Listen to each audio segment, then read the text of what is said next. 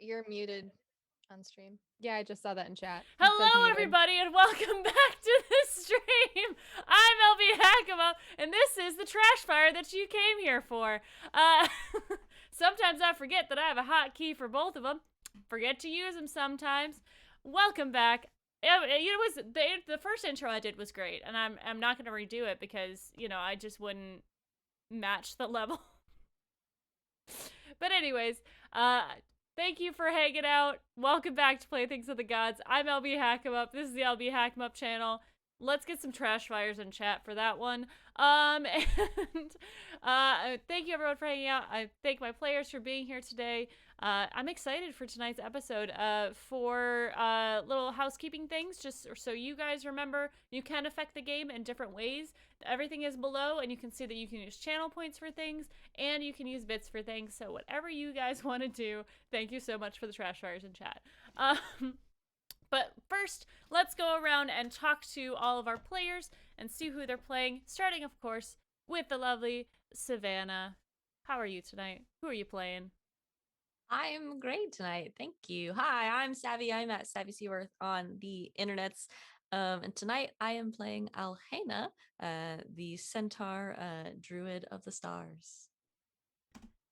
Thank you very much. And after you, of course, is the lovely Sarah, aka the Hype Goblin. Hey y'all, I'm Sarah. I'll be playing Nismet, I always forget what kind of barbarian she is. She's a wild magic barbarian. See, the brain cells, it's already switched over to Nismet. You can find me on all of the social medias as the Hype Goblin. And yeah, that's me. Coolio, thank you very much. Next up is the lovely Tanya. Let's go. Hey guys, I'm Tanya, and this is Ted, who you'll be seeing periodically.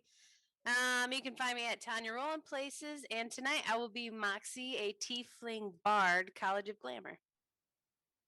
Perfect, thank you very much. And of course, the lovely Rachel.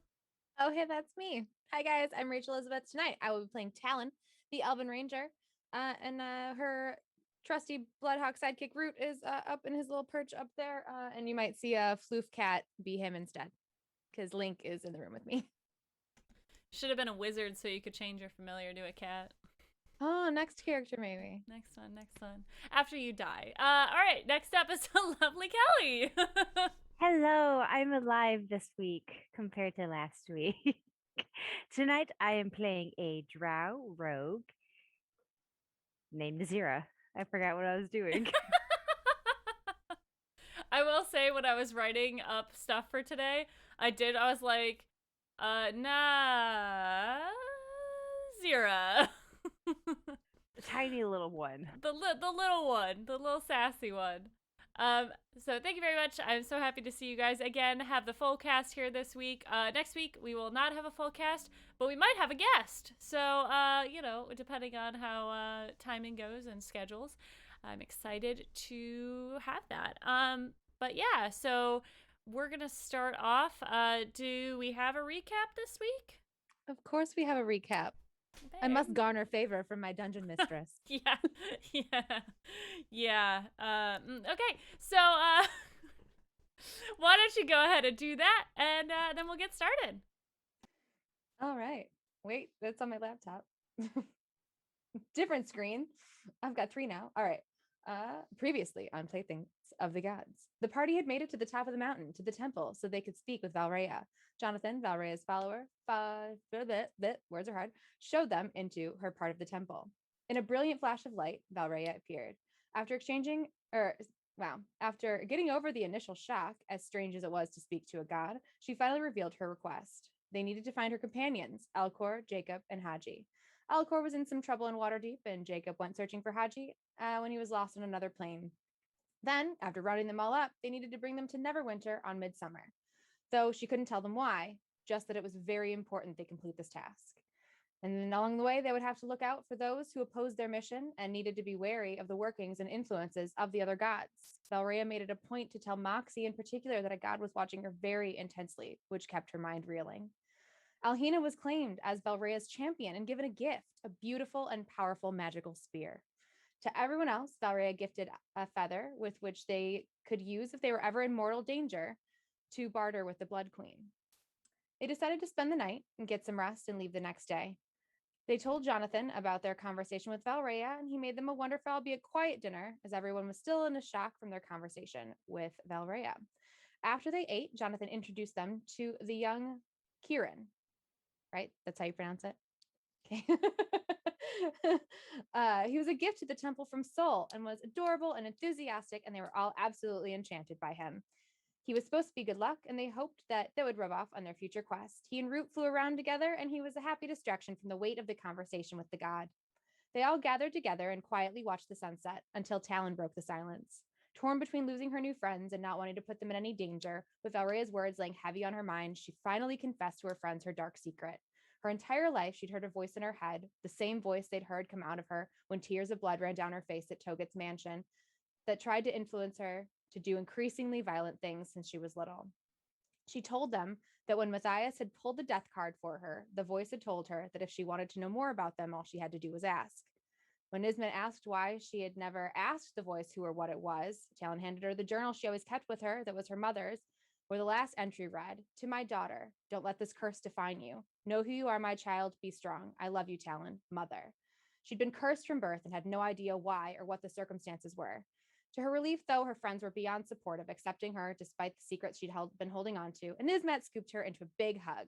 The voice was added to the list of growing mysteries to solve along the way. They all had vivid, pleasant dreams, and the next morning they started down the mountain. The road was hard, slippery, and exhausting. The first night, Moxie had a restless sleep. In it, blackness. She heard a deep voice that sounded like they were shouting into the wind, speaking with passion and frustration. She listened to the voice for what felt like an hour, trying to make out what they were saying, and the dream faded. When she awoke, she felt a burning in her chest, like heartburn. And because secrets are no fun, Moxie told her friends about it. No one else had weird dreams to speak of, and hers made Moxie feel uneasy all day. And if you wanted to know if a tiefling, two elves, and a dragonborn could keep a centaur from slipping down a mountain, the answer is yes, with a properly placed rope, harness, and some feats of strength and dexterity. They made it to the stone giant camp and stayed the night again, although they didn't get to see their friend Matthias. The next day, after replenishing their supplies, they discovered that their horses didn't want to go. They'd grown quite accustomed to being fed all day long and not working. And after a bit, they did manage to convince them that living an entirely sedentary life was not a good idea. And when we last left our adventurers, they had chosen the north, more direct path to Waterdeep, planning to pass by the mysterious tower that they had seen on their way to Succumber. They saw a speckle of gold circling above them, knowing their little unicorn friend was hopefully bringing them luck as they continued on their journey. Thank you very much. That was wonderful and perfect, and I appreciate you. You make my life so much easier just by being you. Um, all right. You guys have chosen. Well, okay, I should say this is where we're gonna pick up tonight. You guys have chosen to go the northern path, which will pass you through the high forest, but not quite where Talon's parents or dad, sorry, lives. So you'll be passing through the lower section. You're not quite going as high as Unicorn Run if you guys are looking at our map, or if you're following along looking at a map. They're just gonna make a straight shot from the Great Peak Mountains to the north of the Crumbling Stair Mountains, Forlorn Hills, apologies, and then head south to Waterdeep.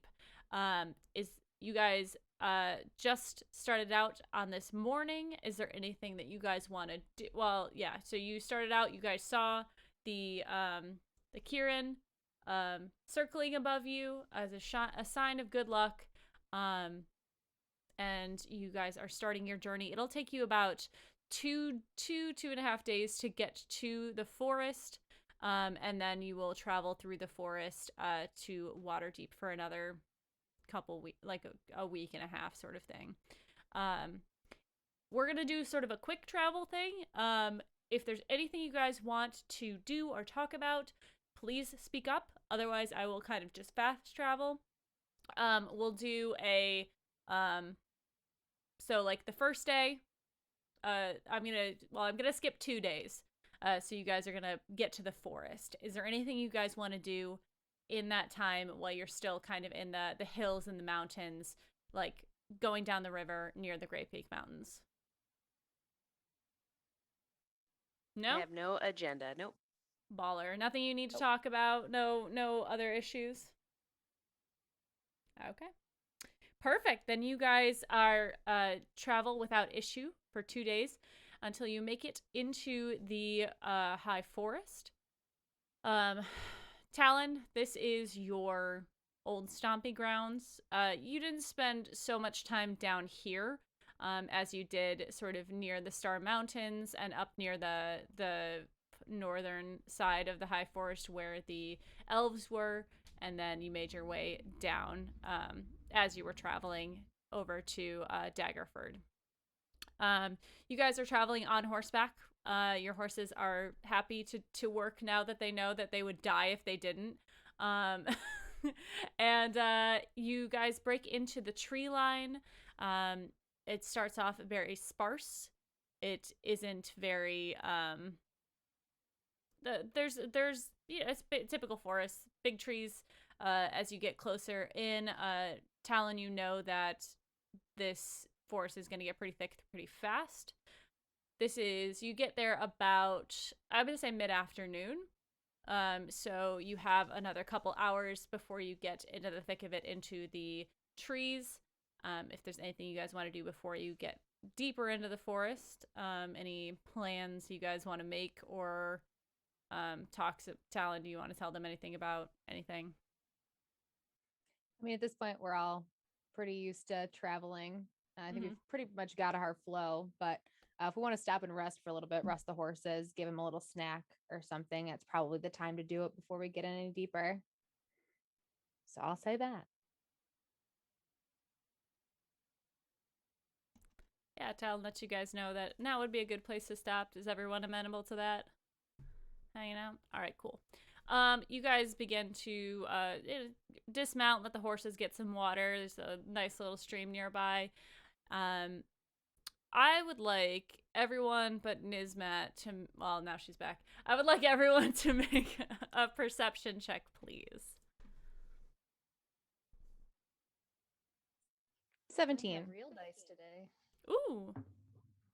Sorry, 17 from Talon. I got a 5.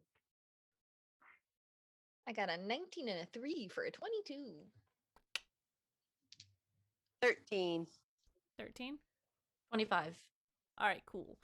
Talon, Nizmat, Alhina, you guys hear in the distance, but not too far away, a very quiet sound that once you guys kind of sit down and are quiet for a second, the horses finish drinking, you hear some sort of like rustling and like breathing, heavy breathing sound.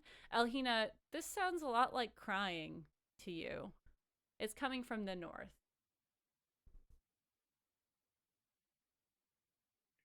Do you hear that?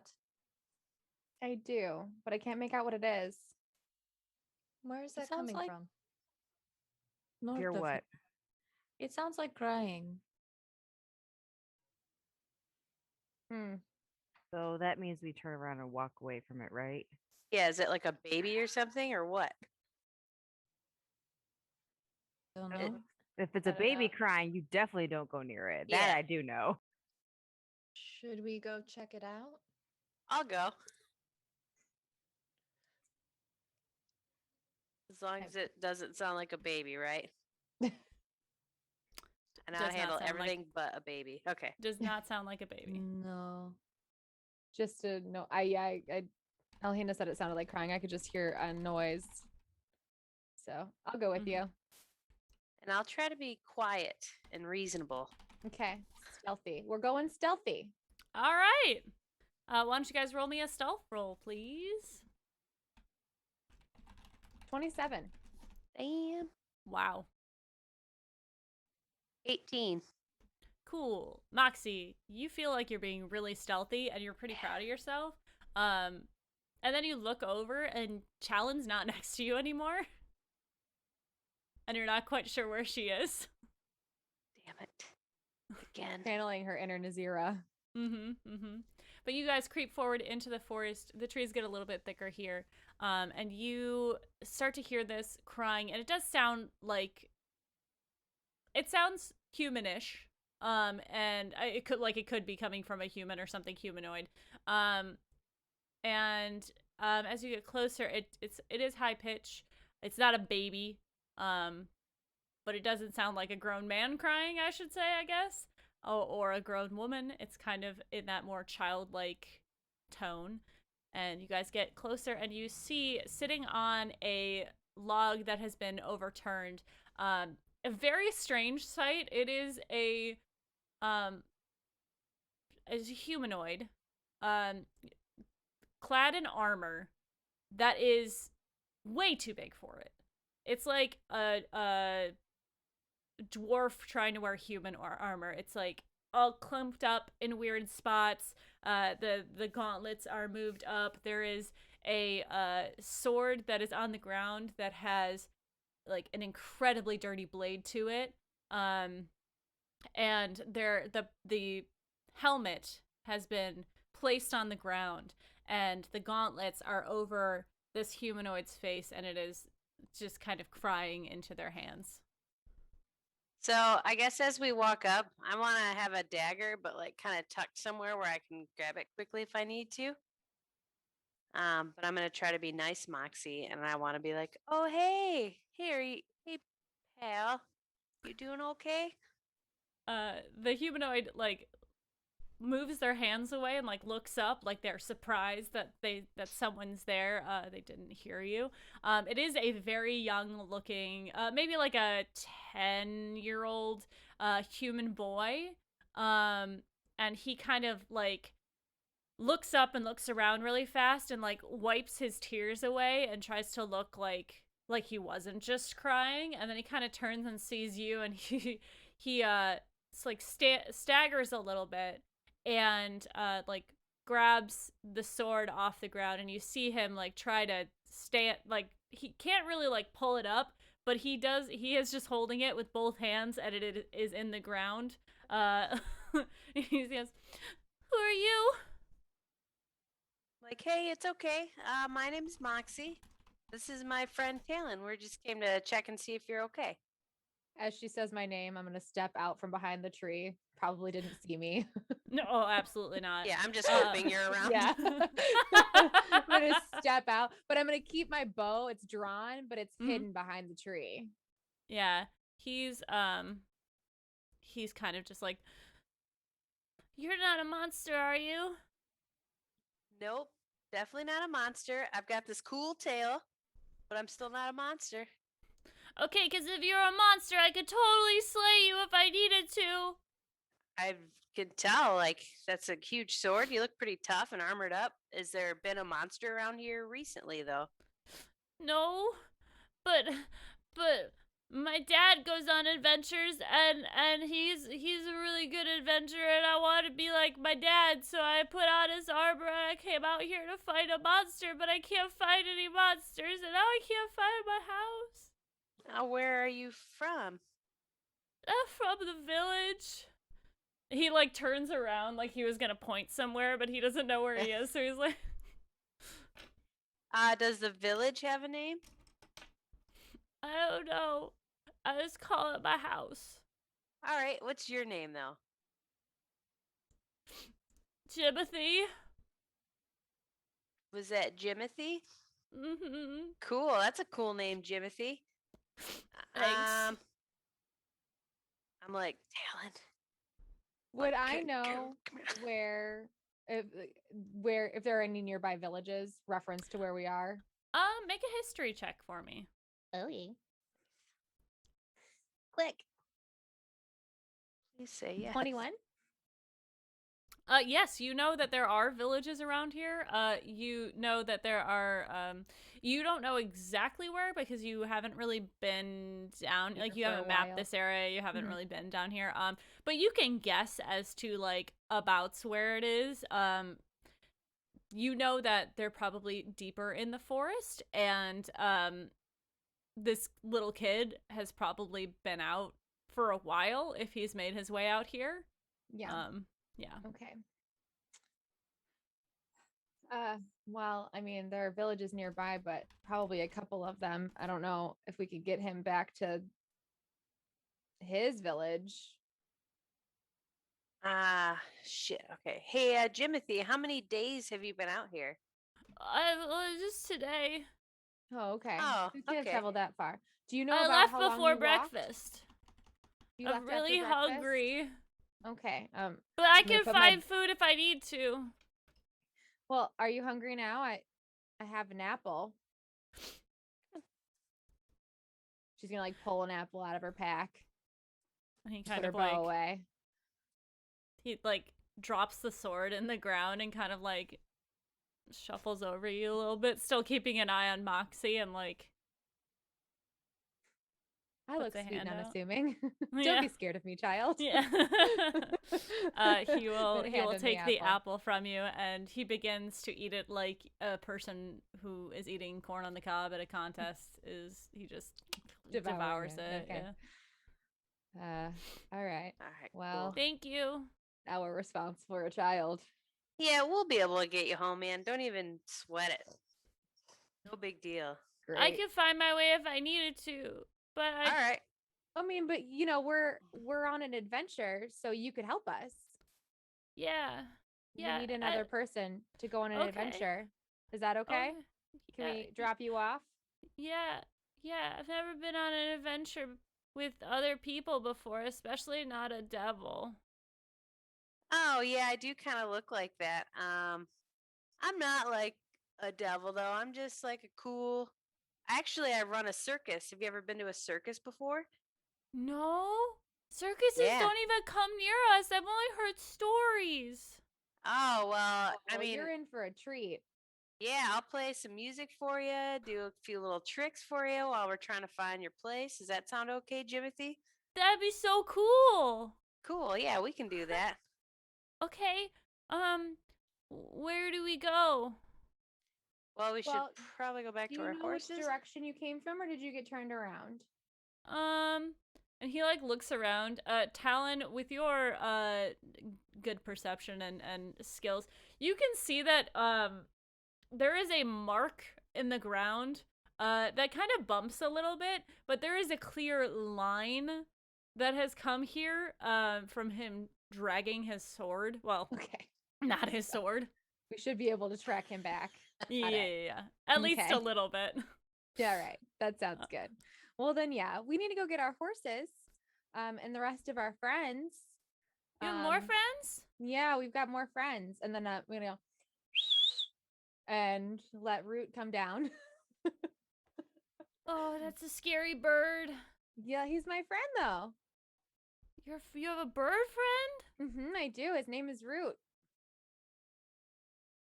Okay. Yeah. So he's gonna hang out here. Okay. You, me, and him. Uh-huh. And then Moxie, you want to go grab everybody else? Yeah, I'll go grab them. Then I'll come Okay. back with some cool magic for Jimothy here. Oh, there you go. Yeah. You guys hang can do out. magic too? Yeah, man. Whoa. I'll be right back. And as I walk away, I just do like minor illusion and make like a little like a raccoon appear and run around and run after me just to crack him up. Yeah, he giggles and kind of like wipes his face again, clearing up all the tears and stuff. Jimothy, do you want to take off some of that armor? It looks really heavy. I can help you carry it. I don't know how to take it off. How did you get it on? I had my brother help me. Oh, older brother? No. Oh, younger brother. Mm-hmm. So you're the oldest? Yeah, he wanted to go with me, but I told him it wasn't safe if he didn't have armor, so I went by myself. Oh, okay. I'm gonna see if he wants me to help him get some of that armor off. Yeah, It's gotta be exhausting to be 10 and carry around an adult man's armor. Mm-hmm. Yeah, he's not. I mean, it's probably like. I mean, it's not. It's definitely way bigger than him. But you can like he'll have you remove the gauntlets and he's not wearing like the boots or like the full leg armor. He doesn't have like every piece on, but like enough to cover him. So he'll keep the breastplate on and like the leg stuff because it kind of like when he walks it's like below his knees and he just kind of like flops it forward. But yeah. I'll hold on to the rest of it and help him carry it. Okay. Because Moxie. poor kid. Moxie, you go back to the group. I'm like, you guys, we got a little situation. What now? There's a kid who's lost in the woods. He's not even like a full day's away from his village. His name is Jimothy. He's really freaked out, so we can't just leave him here. Like, we need to help him get back to his village. Yes, of course. Okay. All right, so let's go this way. So I pop back on the horse and lead the way back to Jimothy. Can't believe I named him Jim. I love that name. Good old Jiminy Cricket.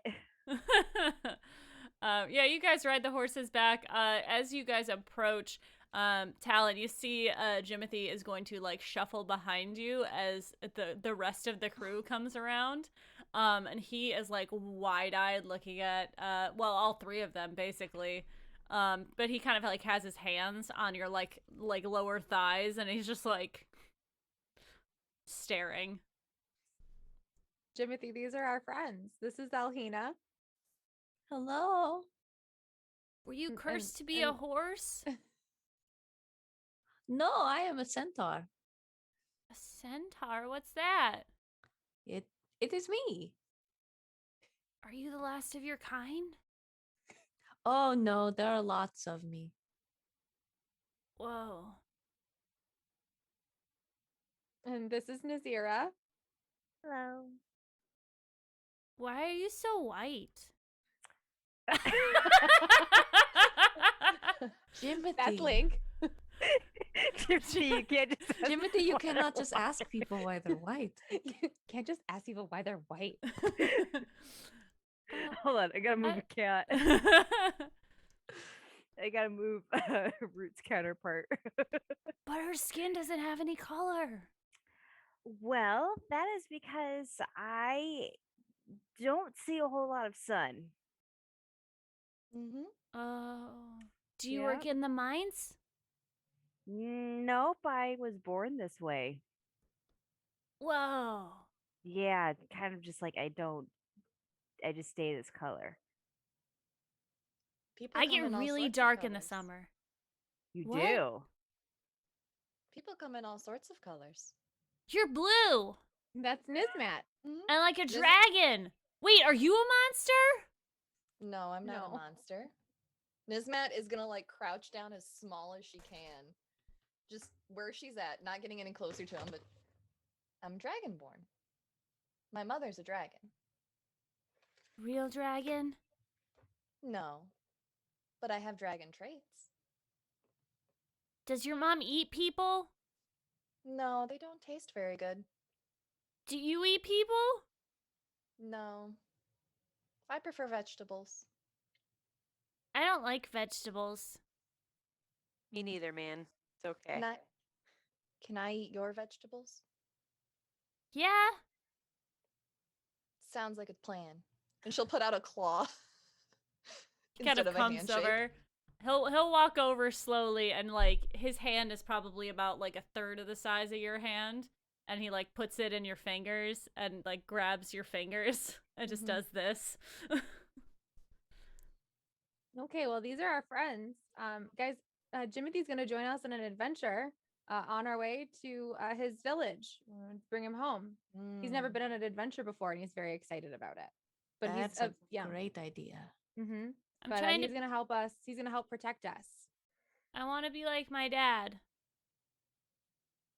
What's your dad's name? His name's William. Oh, that's cool. Is your village all humans? Yeah. Cool, cool. Hey, you wanna see something cool real quick? Yeah. So Moxie's gonna cast thaumaturgy and make Mhm. like the ground vibrate and rumble. Ah! He grabs no, it's onto okay. he grabs onto Nizmat's like calf. Like, see, Nizmat's not a monster, and that's just one of my little spells I can do. That was magic? Yeah, Whoa. yeah, it's pretty cool. Okay. Do I get to ride on a horse? Mhm. Yeah, whose horse do you want to ride on? Why don't you pick one? You could probably ride with Um, any of us. I Like, can carry you if you like. And he just like really nods. Okay. All right, I'm gonna help him up onto Alhina's back then. Yeah. And He hop like up. he will get on your back and he like scoots up so that he's kind of holding you around the waist and he kicks you like a horse. You ready to go? Let's go. Okay. Oh, my sword! I need my sword. And he like Oh. starts to bend down for it. I'll get it. I'll you got it. Okay. Hydrate, everyone. Pick it Thank up. you. Thank you, Satan.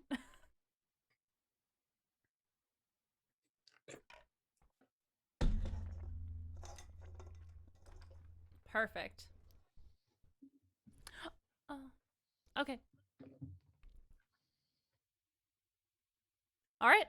So he hops up on your back and oh, perfect. Thank you, Cal. We just throwing them around tonight. Get ready. And you are there, and you are going to go there. Sorry, I'm setting up this. You guys begin to move. How are you tracking where you're going? Well, I probably haven't hopped up on Geo just yet, just so I can make sure that I'm following like a real trail. And Alright. then I'm gonna go. Okay, looks like he came from this way, so I can see like the sword drag marks. And then I'm gonna hop up, and I'll probably lead as I'm doing my tracking, and just try to lead everybody the way that he came. Cool. All right. Thank you so much, Cal, for all of those inspiration tokens. The advantage tokens. I'm gonna be handing those out to everyone. Let me see. Cal, you have so many. Let's see. Okay, Moxie Nismat. Okay. Cool. Thank you very much. Appreciate your participation, and boy, are they gonna need them soon. Okie dokie. Nope, that's not what I wanted. All right, so you guys start moving. Sorry, how are you tracking? Oh, I said I didn't hop up on Geo right away just to make sure that I was following a real trail.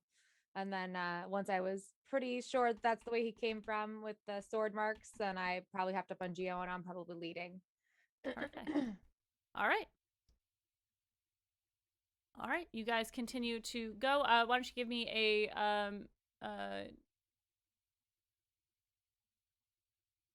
tracking, which is survival check. Thank you. Survival check for me as you track. 18.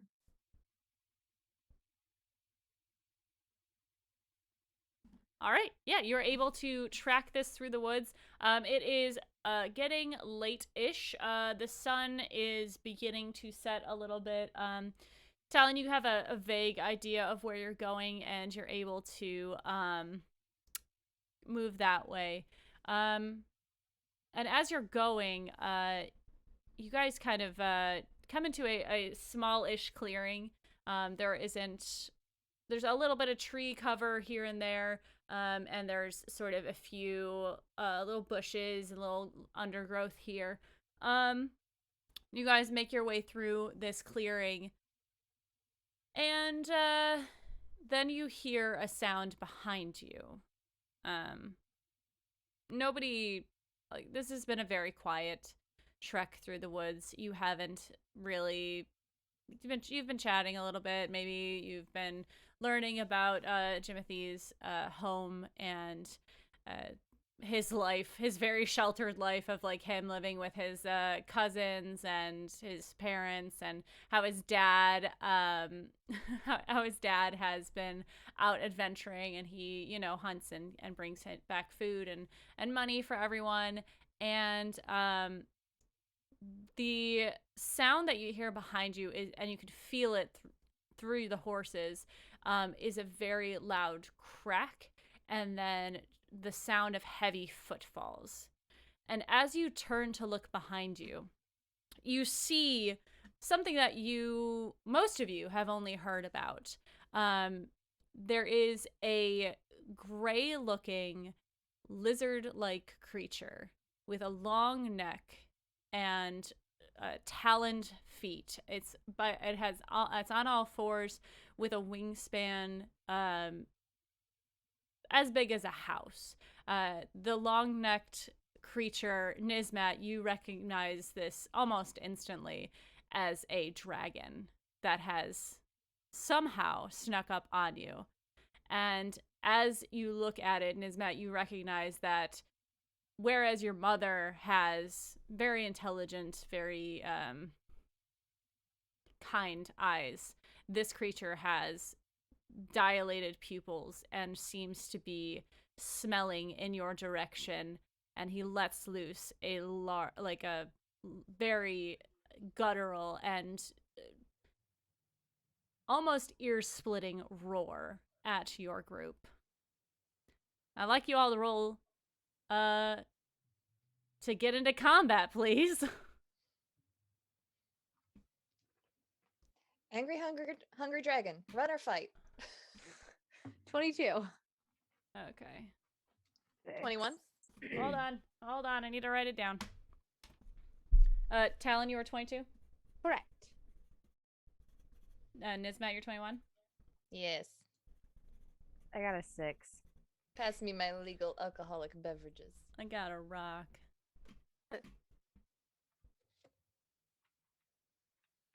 Alright. Nazira, Alhina. Sorry, Nazira, you got a 5? Okay, I'm not the only one rolling shitty tonight. 5, Nazira, 6. Moxie? 18. Oh, right. Yeah, thank you, bud. I will add that. Alright, Moxie, 18. Alright. Talon, you see this creature behind you, and its spikes on its spine begin to prickle up, and you see its mouth open, and it lets loose this incredibly loud yell. Roar is the term for it. And this thing looks like it's about to attack you. What would you like to do? Well, I'm probably going to grab my bow, cast Hunter's Mark, and launch an arrow in its direction if it looks like it's about to attack. Boy, does it. He's 'Cause not there a is happy... no reasoning with an angry, hungry dragon. All right. Why don't you go think ahead? we can all run away fast enough. All right, go ahead and loose your Cast arrow, Hunter's please. Mark, and I will. Ooh. Can I use one of my advantage rolls? Absolutely, ma'am. Let's Get try that rid of again. them. Mm-hmm. It's not much better. It was a 13. 13, you loose an arrow at this. Oh, now I have to figure out which one it is. You loose an... Excuse me while I go through all of these advantage tokens that I just copied and pasted. And figure out which one. You loose an arrow. The arrow quickly hits your target, but does not pierce through the hide of this dragon. It ricochets off, and he doesn't even seem to notice it. All right, next up is Nismat. Nismat is going to hide the kid behind a big tree, and then she's going to use her breath weapon if she has a clear shot at this Yeah, I'll say yes. pal. So I will need a dex save. I can do that. I can do that. Lightning breath. Lightning. Dex save. Yes. It's a 14. That saves. Is that a save or suck? No, a breath weapon should be save for half. Okay, yeah. So it'll take 7, 8, 9, 10. It'll take 5. Okay. Lightning. All right. This lightning arcs from your mouth. Right? You're shooting it out of your mouth. Mhm. It's a Breath weapon. That's typically where my breath comes from. Well, I don't know. Where does why don't you describe it? Where does your breath weapon come from? My mouth. From a dick. What that mouth do, Nismat? It's called pussy power. My breath weapon. This mat covers Jimothy's ears. Nissa, breath weapon. you open your mouth and you guys have heard. Have you guys seen the Nismat's breath weapon before? Mhm. Yeah, Okay. I think I used it in the first or second session. Okay.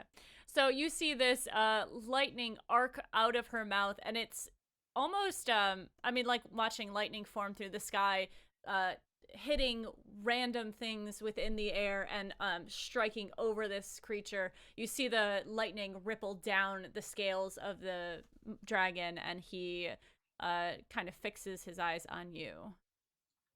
Is there anything else you would like to do? Bonus action rage, please. That's a good idea. You can definitely do that. Anything else, my dear? I would like to spend my full 30 feet of movement to move away from where I just left the kid behind a tree That's a good idea, too. and draw its attention away. All right, Moxie, it is your turn. I think I'm gonna cast Bane. Ooh, okay. So I need them to make a charisma saving throw. Okie dokie. This dragon is gonna make a charisma saving throw. Too bad, too bad. It's a 15 on the dice. It is a 15. Ugh. Okay, so I'm for my sorry. I'm bonus really action, good at rolling against yours. I'm sorry. I know it's okay. That's what I get for trying. Maybe I should And just then- roll in I don't know. Maybe not these dice. I'll roll some different dice. Go ahead. No, Moxie's a bard and has her mind on other things. So I'd like to give bardic inspiration to who? Does anybody not have advantage? Everyone has advantage, but you can give them inspiration, and that gives them a d6 to add to their roll. Yeah, I'll give it to Nazira since I think she's after me. So you get bardic inspiration, Cool. You do this. and all right. that's my turn. Cool. Next up is the dragon. He seems pretty fixed on you guys and pretty upset. He kind of arches his back up, his neck extends like a serpent going in for a strike, and he like shifts over slightly, and he roars forward, opening his mouth, and like a sonic concussive wave, sound just pours out of his mouth, and he this roar that comes from him is literally ear-shattering. I would like you guys to make a Constitution saving throw, please. And Nazira, you can use the bardic inspiration on that too if you want. Yes, yeah. Got a 19, which is very surprising considering my constitution sucks. 19 for me as well. Okay. 16. 15. Okay. I would like to use my bardic inspiration because All right. I got a 4. Okay, I would use your advantage. I'm gonna use my actual real dice because fuck D&D. Yeah, right. 14. 14. Okay. Do I need to add anything with the advantage? Because that's just 14. No, flat. you just roll Okay. again. If you would like to use your bardic inspiration, you can. If you think that is high enough, then you can leave it as it is. We're gonna just go with 14 for now. Okie dokie. Well, the number we wanted was 15. Son of a Sorry. bitch. Sorry. I tried to say without saying. And you guys, everyone who saved is going to, I did not prepare enough dice for this. You guys are going to take half damage. And and then Nazira, I'm sorry, you are taking full. This is thunder damage. Oh. Did I get that right? Okay. Oh, I forgot to roll on the wild magic table when I raged. You want me to do that on my Oh, next yeah, turn? go for it. Okay. Just gonna do it now. What is that? I forgot that that's a thing I do. Mm-hmm. So You have I to need- remember because I'm not. Well, apparently I'm not either. What's full damage? Like my max damage? No. or- I'll tell you how much it is. But I was gonna wait for her to do that before I do damage. I rolled a 1. Shadowy tendrils lash around you. Each creature of your choice that you can see within 30 feet of you must succeed on a Constitution saving throw, which take 1d12 necrotic damage. Oh, cool. Oh, Okay. I also gain 1d12 temporary hit points. Oh, shit. Okay, you roll that. I'm gonna roll this con save. Right, I got con save. 3 temp HP. Oh, fuck, I crit it. Why do I roll so well? I'm not trying to kill you. Okay. It's fine. I Don't have worry a backup about that. character. It still benefited me. It's okay. Okay. All right, so I'm gonna roll damage. Let's see. Oh, God, I even can roll roll 20. if you want. Okay, everyone takes 15 damage, except for Nazira, who takes 30 damage. Oh my god, I think you might have killed me. You're only down. My max is 23. Yep. If to kill you, I have to roll over 46, your right? yeah. Well, I have to roll over by half. Mhm. So I have not killed you, but you are down. Yeah, Good I'm news, down it for the doesn't count. recharge. Okie dokie. To Talon. We'll give that to Talon. Can someone just hide me behind a fucking tree while I'm down, please? We'll fix it. It's fine. It's fine. We got healing right. potions. Elena, you're like, I got you. It's fine. Yeah, it's You're fine. honey, you're Lena's muted. like, this is what I'm made for. I am the druid. All right. Thank you very much, Cal, for those bits. I will give that. Talon has that advantage now. Perfect. Okay. That is the dragon. He is going to then move forward as if he is going to attack you guys, because boy is he. But that is the end of his turn. And Nazira, you are up next. Please make a death saving throw, which means you are going to roll a d20. If it is over, if it is 10 or over, right? No, if it's 11 or over. No, 10 or if it's 10 or over, you succeed in the death saving throw. If it's a 9 or lower, you fail, which just means you mark it on your sheet. Okay?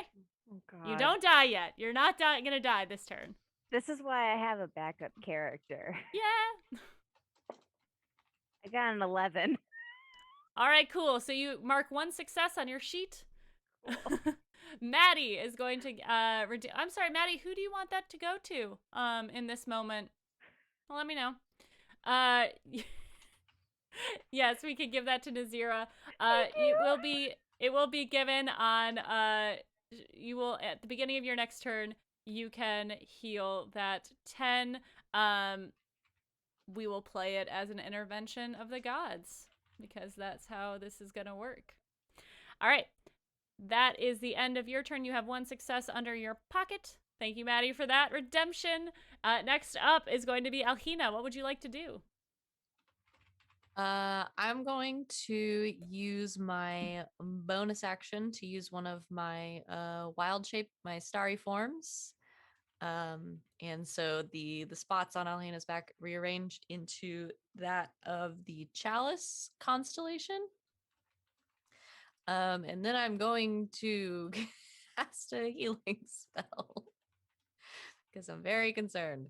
So I'm gonna cast a Cure Wounds on Nazira, which will be. Where's my Did we talk about what your D8s? magic looks like?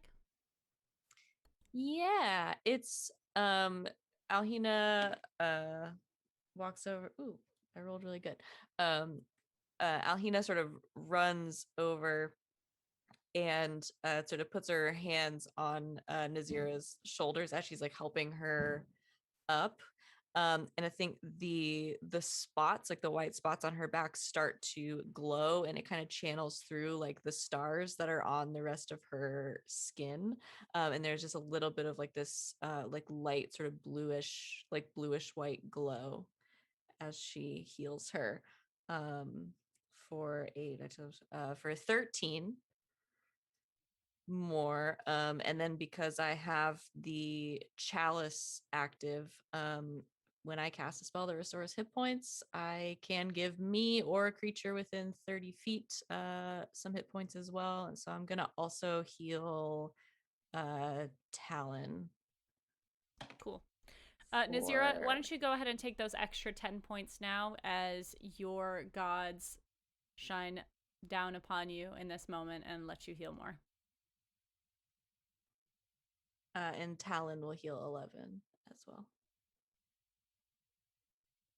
God damn. What would we do without you? Oh yeah, die. Die. Yeah. Thank All you right. for your chow ass. Thanks for that chow I ass, got baby. this thing. That magical chow ass. I'm ready to go, bitches. All right, next up is gonna be Talon. Let's go. Sorry. Terrible timing. Unless for you me, had grab my anything drink. else, Alhina. No, that is it. Well, I'm still casting Hunter's Mark, and I'm still mad that my first Did you make surprise attack did not work. Did you make a Constitution save to keep concentration? No, I did not. Okay. After being attacked, I guess I should do that, huh? Mm-hmm. It's a good idea. Well, 20. Baller, you did it. So, all right. right. So Hunter's Mark still active. I'm gonna make another attack with my bow. I'm gonna grab another arrow out of my quiver. Go to attack this dragon, as I'm assuming he's closer to me now because he was moving towards us and I was at the front, right? Yes. Yep. Are we still mounted? I guess I should have asked. We're still on our You horses? definitely still are. Okay, thought so. So yeah, I'm gonna maneuver Geo. Hopefully he's cool with this dragon charging at us. And I'm Boy, going is he to- not. Yeah, probably not. But I'm trying to turn him in the direction so I can get a better shot. Yeah. If you are, I will say, if you guys are going to remain mounted, you're going to have to make animal handling checks. To these horses have never been in combat. They are not trained for combat. I think maybe Nizmat's horse is kind of the most chill with this, but still, like, that's a fucking dragon. So just so we're aware. Yeah, he's just unbothered in general. But yeah, so 26. Does that hit? Yes, it does. Okay.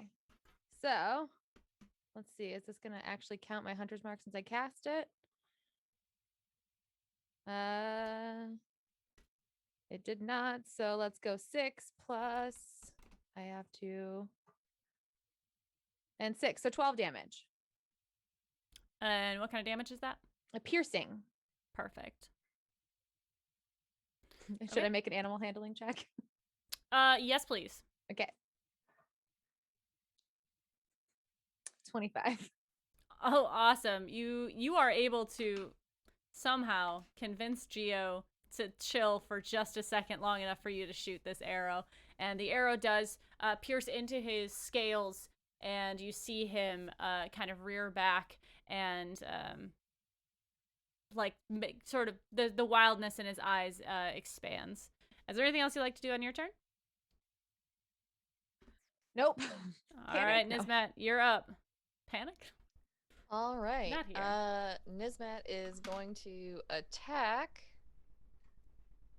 with her hand axes. Okay. Does rage oh, that's a crit. That's a natural 20. Woo! Does rage damage apply to both if I attack a second time as my bonus action? Yes. Yeah. Okay. What kind of weapon do you have? hand axes? Okay. She has 2 hand axes. Yeah. So you just don't roll with proficiency on the second one. Yeah. Okay. Alright. Nat 20. So- Hey. That's 14 critical plus 2 range. Bonus Okay. action, we're gonna hit again. Do And it. I just clicked automatically. That's a 21, non-net, 21 hits. for 5 points of damage. Slashing. All right. You move up to this creature. Where are you kind of standing on it? Like right in front of its face, or are you trying to hit its side? Probably because she's trying to draw it away from the others. Okay. Yeah. Let them hit the butt. You drive your axe. Your first hit. You know dragons, and honestly, it's a little weird to fight one. But you know that the spot, like right behind their leg, their front leg, is very vulnerable because you yourself have this same area, and you strike it with your first hit, and it roars this ear-piercing roar, and you are able to get a second hit in before he is able to do anything. Perfect. Anything else, my dear? No, that's it. I'm very pleased with how that went. That went well. Moxie, it is your turn. So it's probably too late for my reaction to him hurting me, correct? Correct. Yes. Yes. Okay. Remind me next time he hurts us, because I always get distracted. Yep. Yep. Hellish Rebuke is something you need to think about. Yeah, I know. I'd like to cast the Bane again. Mhm. So see if that happens. Okay. I need to make a roll. Yeah, charisma saving throw. Charisma. Oh shit. That's a 14. Doesn't pass it. Yay. Yay! All right, so I add a D, or I subtract a D6, or is it a D4? It's a D4. A For D4. an attack All right. roll or saving throw. Awesome. then Maintain the from- bane. For my bonus action, I'm going to give Bardic Inspiration to Nizmat. Okay. Perfect. Make sure you're keeping track of how many you've used. Yep. All right. What's And- your bardic die at this level? D6. Okay. And Well, that's my turn. All right. Okay. It is the dragon's turn, and he is not happy about what is happening. He is going to make an attack. One attack towards, let's see, who else is in front of him? He's going to move up to Moxie, because Moxie has just attacked him basically just before this. And he is going to attempt to bite Nazir or Nizmat. He is not moving out of your space, but you are at his tail now. So there's that. The first attack is a 19 to hit. Fuck. Yep. All right. I think I'm gonna die. Or go Oh. down. Oh boy. And that's gonna be well, it's not too bad. That's 8 damage. Can I Hellish Rebuke now? Yes, you may. Fuck yeah, okay. Pardon All my right. mouth. I'm really excited. Okay. What does your hellish rebuke look like? It I appear mildly upset with a weird smirk on my face. And I just kind of like point, and like the dragon just erupts into flames.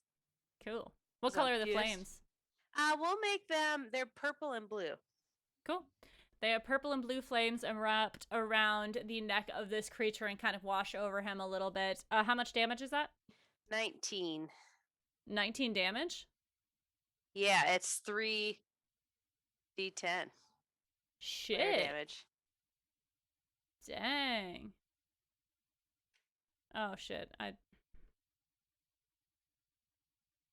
Hold on. To go back. I'm keeping track of health on here, so Yeah. plus. Okay. Yeah, you see this wash over as the creature bites into Moxie, doing a substantial amount of damage, and then Nizmat, he kicks back with his rear foot to claw at you, and he does a 27 hit? No, it's too high. Okay. It's too high.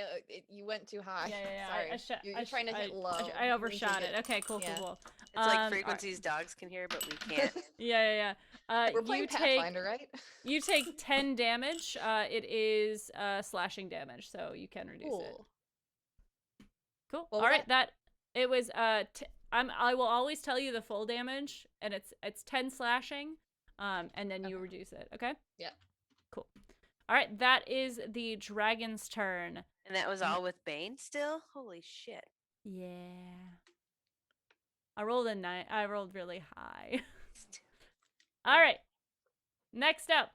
Oh, Moxie, please roll concentration. Okay. What do I roll for a concentration? Roll Constitution save. Oh, Constitution. Mhm. Ugh, 11. 11's fine, right? It's over 10, Sure. or is it the It's levels? It's half the damage or 10, whatever's higher. Okay. So yes, that was the I did. Yeah. So yes, you're good. Thank Okay. you, Savannah. Next up is Nazira. You are awake and have actually a lot of energy right now. I'm ready. You're to fuck shit up. Yeah, you are definitely right next to this dragon though. Oh, okay. Like his body or his Mhm. face? His body. His face Okay. is right near Moxie, but you are right near him. If you move away from him, he will have a chance to attack you. Oh. That's up to you. Just so you know. Like, am I distance wise? Like, how close am I to him? Like you are like directly next to his front left foot. Oh. Um. I kind of want He to. is a large boy. Do you know what? I do have a battle axe that I stole from somebody in our last. Can you use a battle axe? I think so.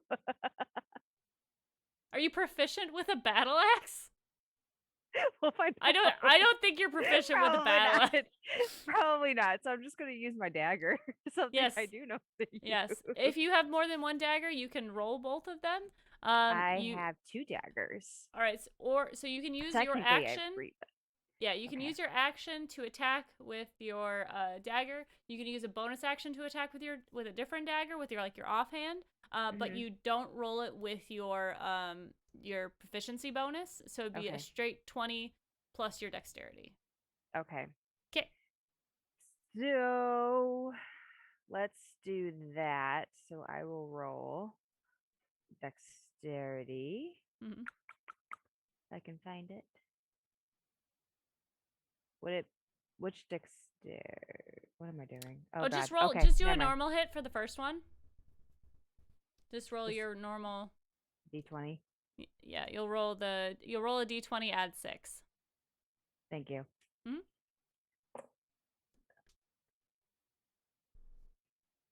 That's a 22. 22 hits. Cool. Go ahead, roll damage. Damage. It's is- 1d4 plus 4. Yeah. 1d. Screw it. I'm just gonna do this. It's faster. That's a 4. 8. All right. Mm. And do you want to use your bonus action to disengage, or because disengaging you can like move away Yeah. without him. You can either do that. You can't hide next to him, I'm gonna say. Damn it. I want to hide under the belly.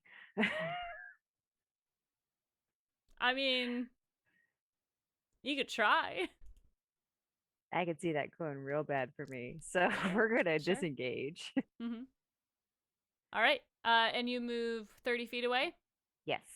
All right, cool. Perfect. All right. Next up is Alhina. What would you like to do? I would like to use my bonus action to fire off a healing word. Okay. At second level towards Moxie. Mhm. So that's going to be Is this what love feels like? 1. You hear Moxie whisper. 3. What is love? So that is 9. And then because of my chalice, I get to give somebody else a D8. So I will heal Nismat also. And you get, well, not very many because I rolled bad, but 6. I still appreciate it. Yeah, you healed me for 8, you said? Or 9? 9, I think it was. I'm not cheating. I think I'm it was pretty 8. Sure. Was it I've 8? already Okay. forgotten. I think it was 8. Thank you. So that's my bonus action. And then I'm gonna free action stow my shield and drop it onto my back. And then take my spear with both hands and try to get this dragon. Try to poke it. Kelly, remember that you have sneak attack stuff? And when that applies for next time? When I re-engage. Yeah, you just have to. Well, the conditions just need to be met. That's an 18 to hit.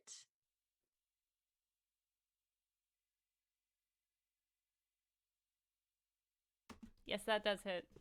Yeah. All right. Just So I've hits. got a D8 because I'm two-handed. Hell yeah. So that is 9 piercing damage. I think this spear does. Yeah, piercing damage. Perfect.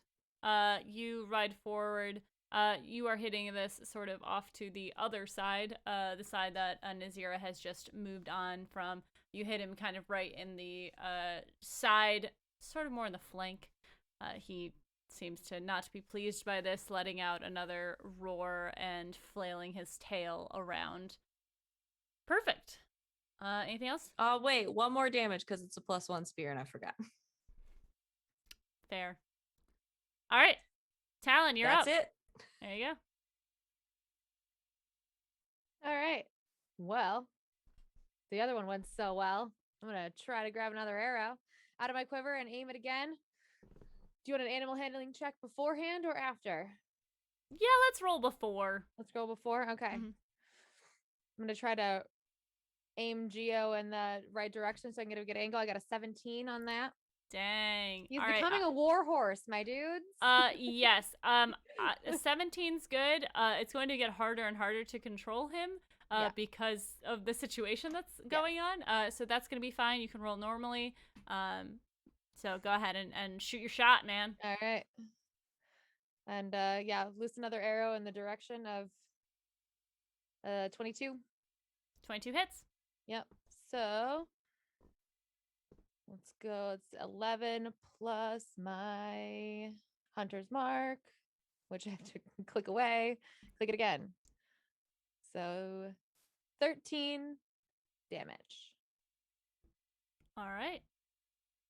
You do 13 damage. Cool. You strike him sort of right in the chest, right where his kind of neck connects to his body. The arrow sinks in a little bit, and Geo starts stomping and pushing backwards, like he does not want to be there. Mm-hmm. All right. And I can sense that, right? Do it. Yes. My bonus action, hop off and slap him on the butt to get him to go away. Sure. Out of the line of Absolutely. fire. Yeah. You'll allow it? Yes, I'll allow that. Also, right. all the other horses are gone. Yeah, they're all gone. Yeah, They have Gio's scattered. the only one who lasted as long as he did. Yeah, Yep. I'll hop off Geo. He's done a great job at this point, and I will slap him on the butt to just get him going in a direction away from the fray. All right. You guys, that is the end of your turn. Nizmat, you're on the side of this thing, right? I keep trying to get it to focus on me and it keeps turning away. Yeah. Yeah. Just pay attention to me. I keep poking it with sticks. I feel it, man. I feel that. Yes. So you're on his side, and you hear next to you a voice, a very small voice, and it is yelling. And you see, if you decide to turn, you see little Jimothy with the blade above his head, dragging on the ground behind him, and he is running towards this dragon, blade drawn. And he is very slow, but he is running right by where you are. And it's your turn. What would you like to do? Bless this mess. I would like to run at the child and tackle him behind a tree to get him out of combat. I'm gonna say it's pretty easy for you to just one hand him under the arm since his blade is just behind his head. He drops it as you pick him up, and he's kind of squirming in your arms. He's like, "No, we can take it. We can kill it." No. Sticks him behind a tree. She is taking the sword with her to go back into the battle. He looks like halfway between being terrified and being fucking ready to go. She does look a little pissed. She put him in a safe spot. He left the safe spot. I think as he got closer to the dragon, he kind of realized what he was doing, and then as another dragon came at him, he has calmed down a little bit. You've taken his sword away. He seems pretty chill. You can make it about halfway back before your movement is spent.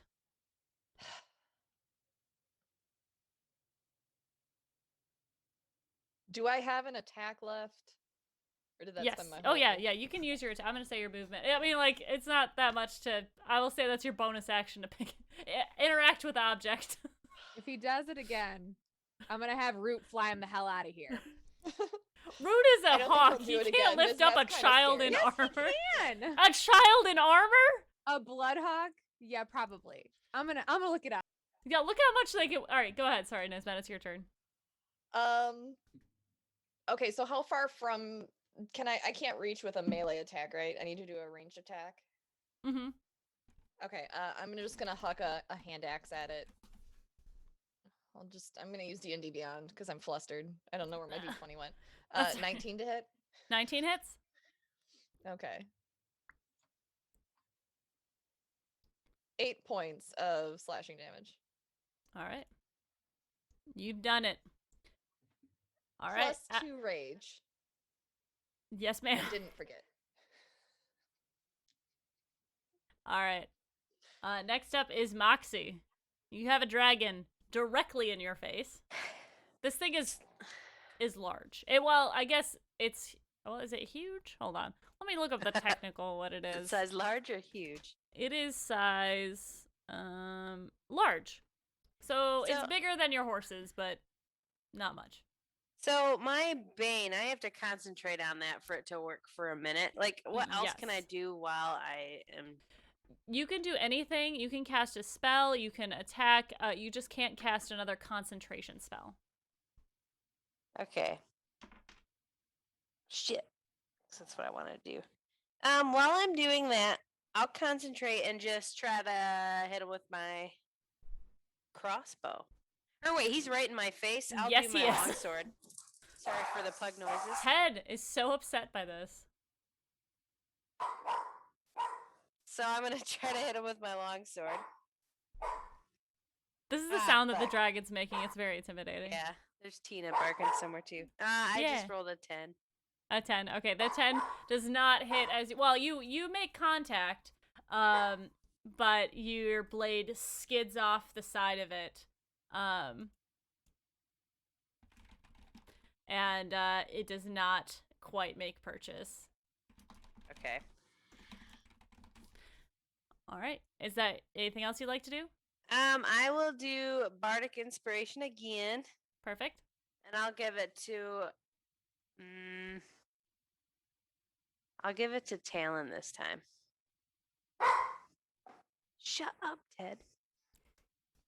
All right. Perfect. Thank you, thank you. All right. And that's my turn. Sorry. All right.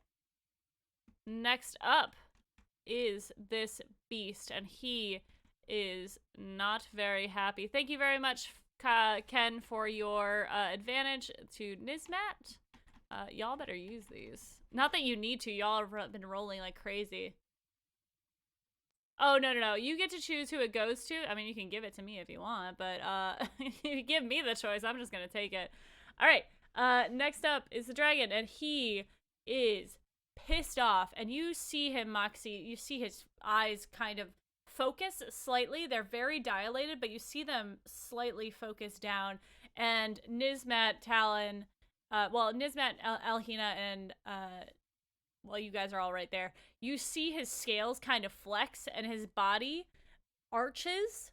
And as he releases down, you see a mass of fog move out from his body. His wings sort of flip up and down, and fog emerges around him, covering the area around him.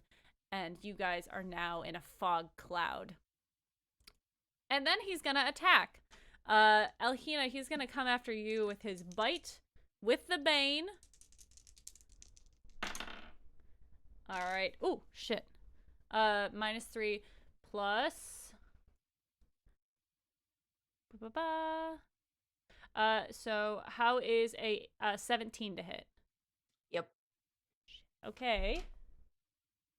That's going to do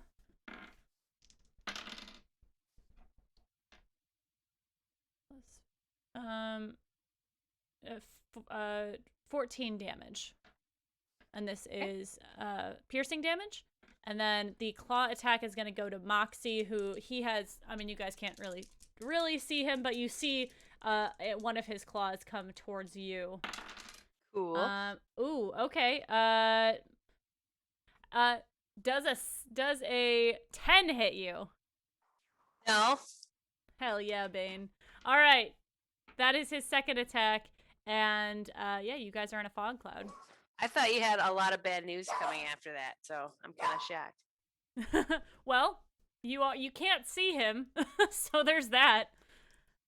Fair enough. Next up is Nazira. You have moved away from him. You can see the edge of this fog cloud. It's about I think 20 feet across. You can see his wings kind of moving in it, and you see his tail every once in a while, like seeing a fish in a murky water. But he is just covered in fog, and actually you can't see any of your friends anymore. Awesome. Can I see?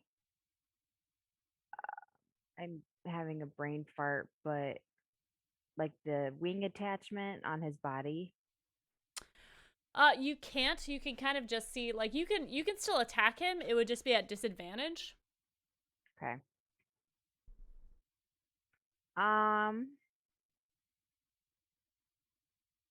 Sure, I'll just attack him. I will use my short sword this time. Okay. You're gonna go in and attack him? You're gonna go Yeah. into the fog? Okay. Yeah. Alright. So you move in and Okay. you go for an attack. All right. So I can roll my D20 with my 6, right? For the short sword, and then I'll add in the disadvantage. You are gonna roll your short sword. Yeah, as this is +6, you're gonna roll it at disadvantage. So you roll twice, take the lower. Okay.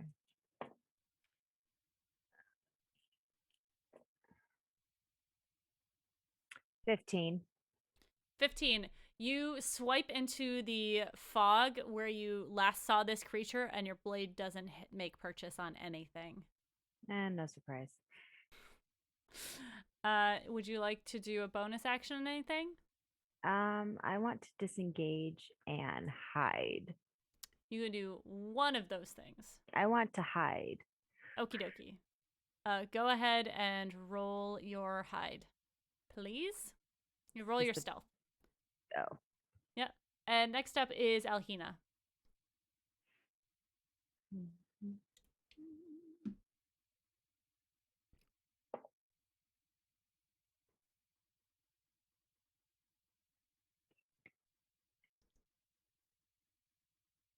What'd you roll, Nazira?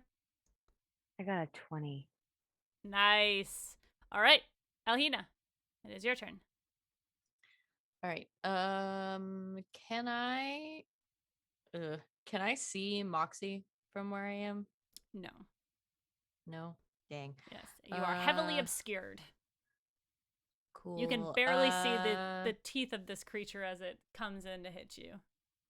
That's okay. I would like to then use my action to cast Moonbeam.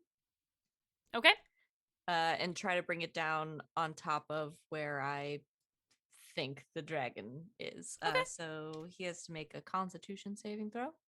All right. Okay. So how big is it? It's a 5-foot cube. It's 10 feet across total, and it's 40 feet high. Okay.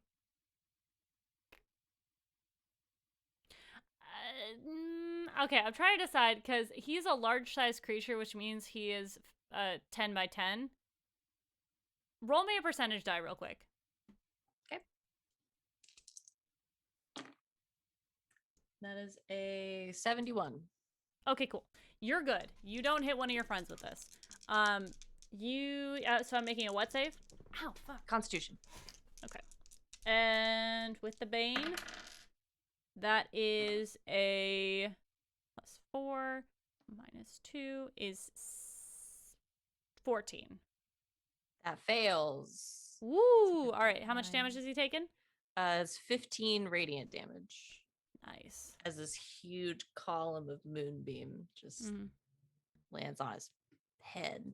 Perfect. Alhina, outside of this, you are outside of this fog, and you see this large moonbeam come down from the sky. You're not sure where. Well, I mean, you've probably seen her do this before, but you're not quite sure if it's hitting anything or what's going on inside, and it is your turn.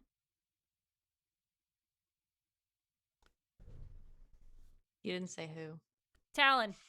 I was gonna say, I think it's my turn, but she didn't say Oh, my yeah. name, so I'm just gonna be quiet. Sorry, Talon's the only one outside. All right. Yeah, so I'm outside of this. I can't see him anymore, so my hunter's mark is gone. So I'm gonna cast Zephyr Strike. All right. which I move like the wind until the spell Ba-pow. ends. Some super speedy. So I'm casting Zephyr Strike as my bonus action, and then I'm going to attack with my longbow after I grab another arrow out of my quiver and aim it in the direction that I just saw the moonbeam go, because I'm thinking that's probably a solid target. Thank you, Alhina, for putting a target on its back. All right, you are still rolling at disadvantage because it is it is a beam that is coming in from above, but it is not illuminating the area, unfortunately. Right.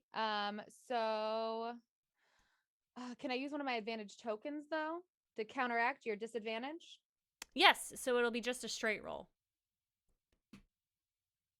Okay, so 16. Does a 16 hit? No. Well, you don't know. I mean, you as the player know. But you think that you might have hit something as it goes in there. Okay. Let me just take One in the that. direction of. Yeah, seems the moonbeam. seems like it went the right place. But I didn't hear a roar, so I can't have done that much damage. Yeah. All right. That is your turn. All right. See. Nismat, you're up. Okay. You have so many advantages. I'm gonna try and. I know, right? I'm gonna try and move in the direction of where the dragon is, and hit it with something. Do I want to stick with? What kind of sword do I currently have that I took off the kid?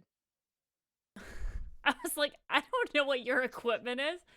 Thank you, Becca, for that redemption. I will get that to that in a moment. It is a short sword. It's just a basic short sword that is very dirty. A short sword. Okay.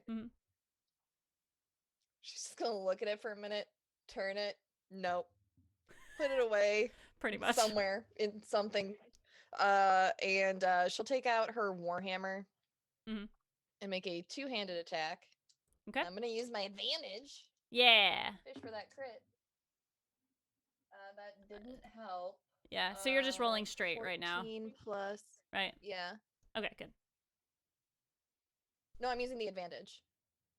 Right, which will just because you're rolling at disadvantage because you're in the fog cloud, so it'll just even out. I mean, that's fine. You can take that. Okay. I don't mind you. Well, that's fine. I'm sorry. What was the how much was it? I'm doing math. 6, 7, 18. 18 hits. Excellent. So that is how many? That's a D10. That die is gone.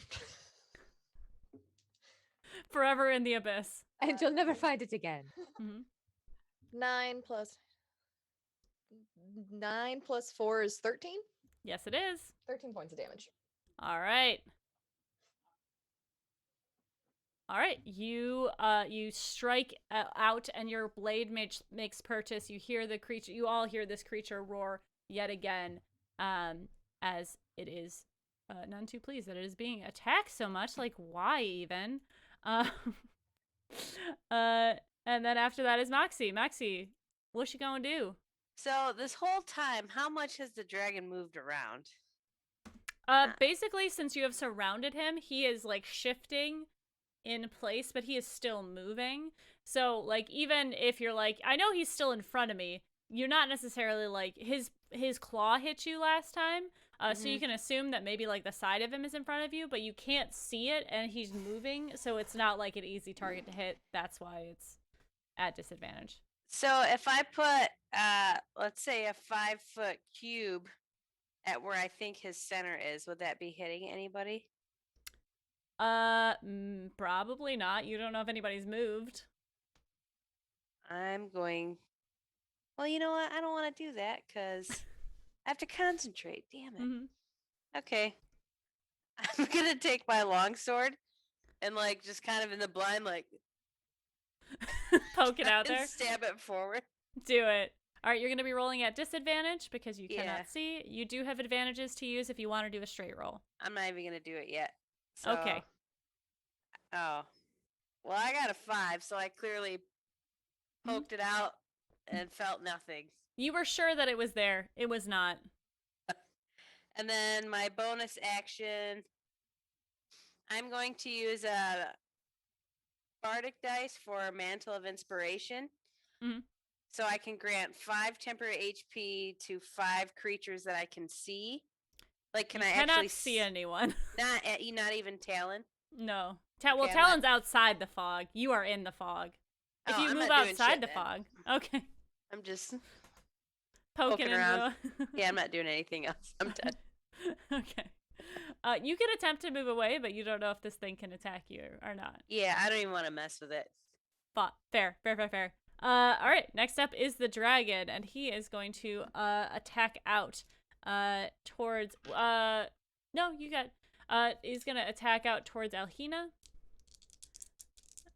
with a bitty bite because that's who's in front of him right now.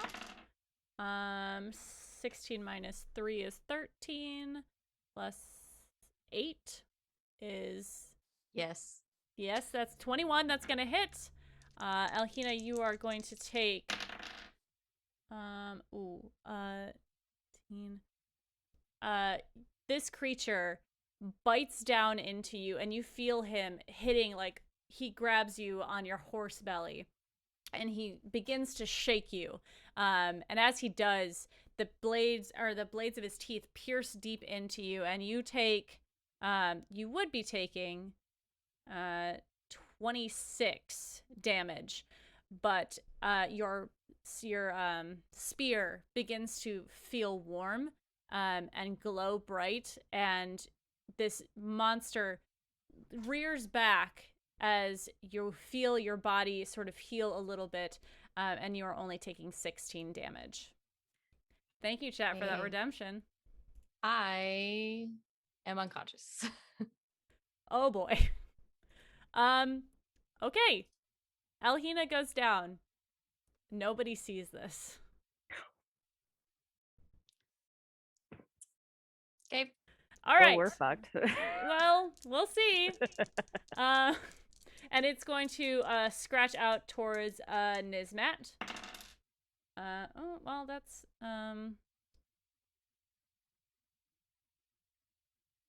that's a 14. That's not gonna hit. Nah. Nah. All right, and then Nazira, it is your turn.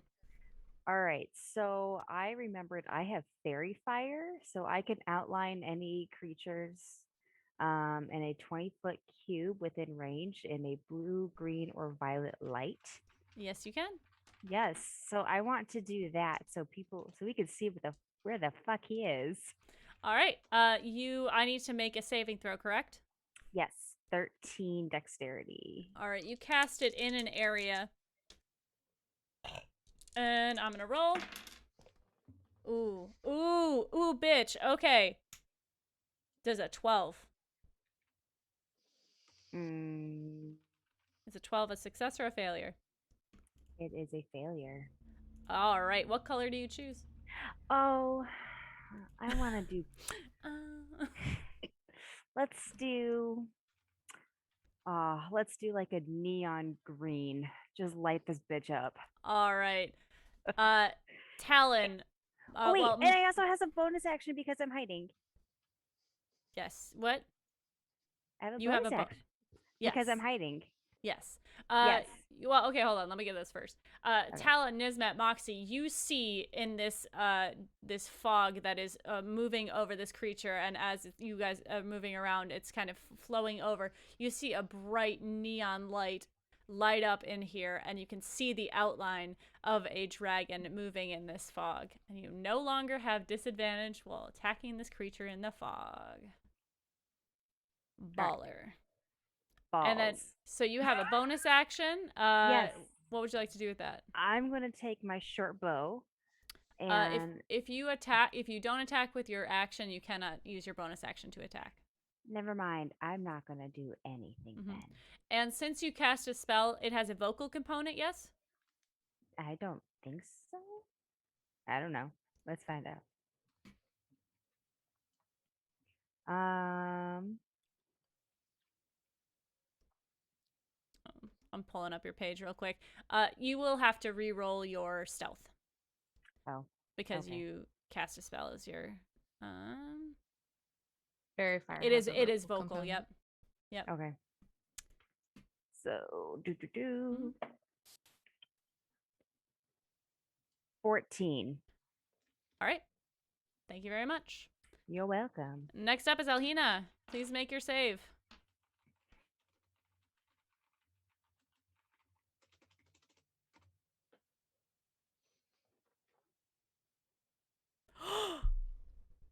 Okay. Things are getting worse. Alhina has well, you guys don't know what's happening, but Savvy, you are taking 2 death failures. Just so you guys know, if she makes another failure, her character will die. So about those backup characters we all got. Mhm. Holler. Cool. Next up is Talon. So the dragon is lit up, Yes. right? Mm-hmm. Does that illuminate in any way, shape, or form Savvy's character, Alhina, who is nearby and on the ground? Could I, with a high enough perception roll, maybe see that? Let me read Fairy Fire real Fairy quick. fire is a 20-foot cube, I'm pretty sure. Yes. I feel like Within She's range, like- each object is outlined in blue, green, violet. Any creature in that area, when the spell is cast, is also outlined in a light if it fails a dexterity saving throw. Okay, she's unconscious. She can't make a dex throw. that's true. However, if we choose to do this, I will leave it up to you guys, because if we choose to do this, Nizmat, Nazira, and Moxie will have to make the save as well, and the dragon will be able to roll advantage. I will make it. Don't do that. Mm-mm. I have an advantage to use. I'll use it on my dex roll. I do too, actually. Don't we all have I'll gamble it. advantages? Don't a bunch of people have bardic Yeah. inspiration still? Let's too? do it. Mm-hmm. Do it. Do it. Do it. I'm not scared. I Let's am scared fucking of do this. it. We stopped her from falling down a hill yesterday. We can do anything. Okay. Thank you guys for those chat redemptions for this save.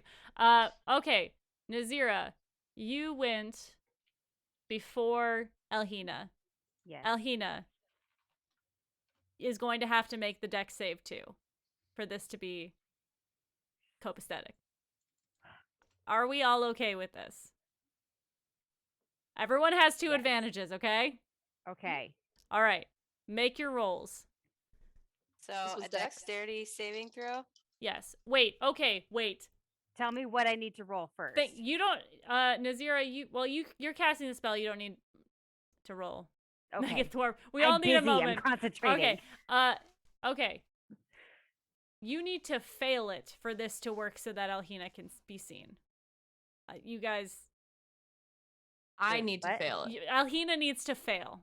But it doesn't Okay. make any sense for me to fail on Well, purpose. yeah, you cannot fail it on purpose because we didn't know. Right. Okay? But Okay. I'm hoping you roll terrible. Okay. Yep. Whew, I'm gonna do a Megathorpe while you guys do this because I need a fucking You need some air. breather. Stressed. I'm I gonna rolled a roll the natural dice 20. that rolled the natural Okay. 1 a second ago. All right, everyone make a roll. What is the save, Nazira? Did you get a natural 20? She's got a face. I don't like it. I like her face, but not right. If you crit, Oh, I love your face. I did get a nat 20. I rolled a 4 and a 20. What about Savvy? She's Yeah, reacting I rolled heavily. a natural 20. No. okay, but use your advantage and roll again. Yeah. I had to take the higher of the two. I will No. because I don't Damn want. it. I'm a nice DM. If you want to was use she one already of your advantage, unconscious? you know what? Was You her can use hair- both your Wasn't she already advantage unconscious? tokens. Didn't she get knocked down on her last turn? Yeah, but Nazira Nazira went before me. first. Yeah. Oh. So I will say, if No, you wait. want to use both your tokens, you can roll 2 more times and Now, take hold which on. one you want. I No, thought you hold were on. already knocked down. Because the dragon went before Nazira. yeah. You're right. You're right. Okay. Mhm. All right. Wait a So I don't Everyone have breathe. to roll. Technically, Alhina no doesn't deal. need to breathe. All right. Alhina is lit up. Let's see if Moxie and Talon are lit up as well. Is Well, this I'm a outside of.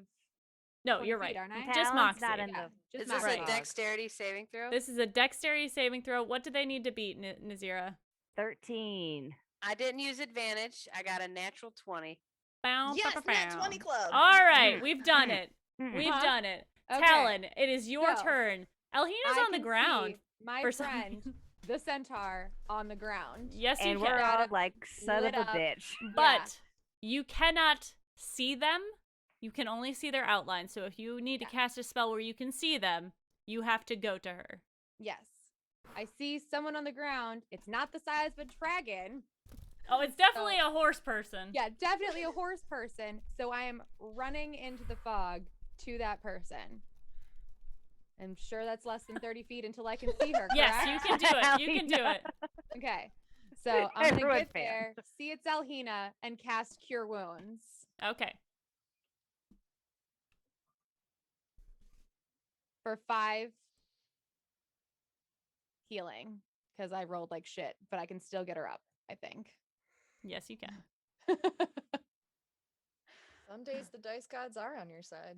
Some days they are. So Challenge just sprints into the fog Mhm. towards the person on the ground, whomever it is, just slides onto her knees and starts casting Cure Wounds as she gets there.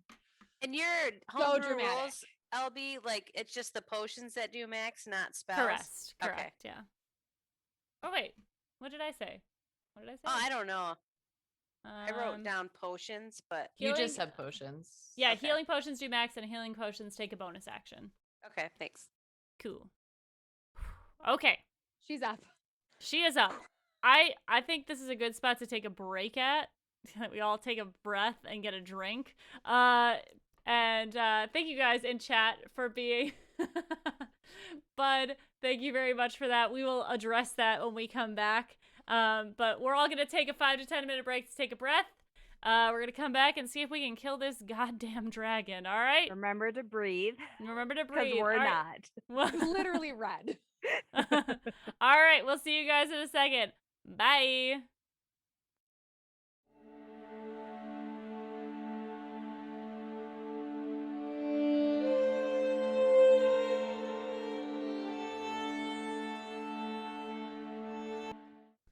Hello, everybody, and welcome back. Holy bajoli, it's been a day. It's been an event, and we are in it. So, we will address the redemptions in a little bit.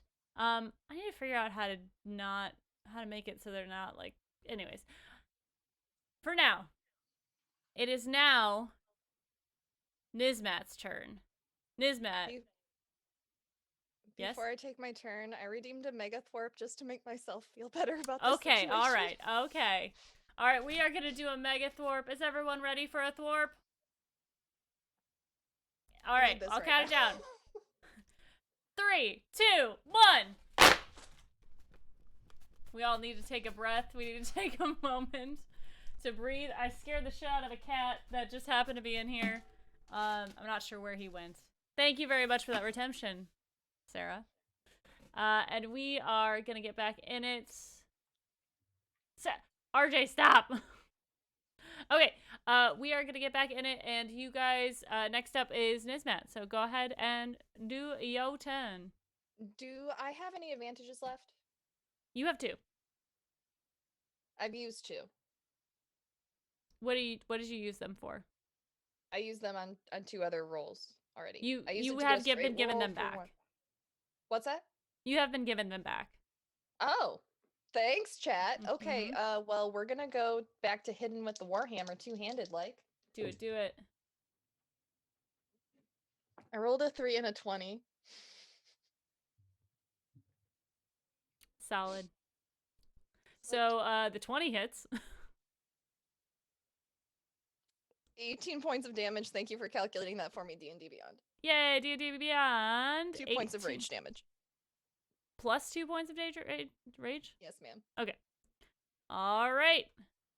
He is looking not too happy. Well, actually, yeah, his outline looks weird. All right. Thank you very much for that. Anything else you'd like to do? No, that's it. All right. And you are up. And, or I'm sorry, Moxie, you're up. Okay, I'm gonna be selfish and cast Blade Ward on myself. Okay. Cantrip. So I have resistance against bludgeoning, piercing, and slashing. Oh, fuck. I don't want to use that. Disregard. It's against weapon attacks. Does he count as a weapon?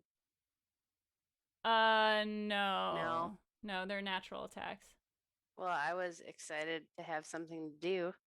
I will take my longsword and try and stab him now that he's outlined. Baller.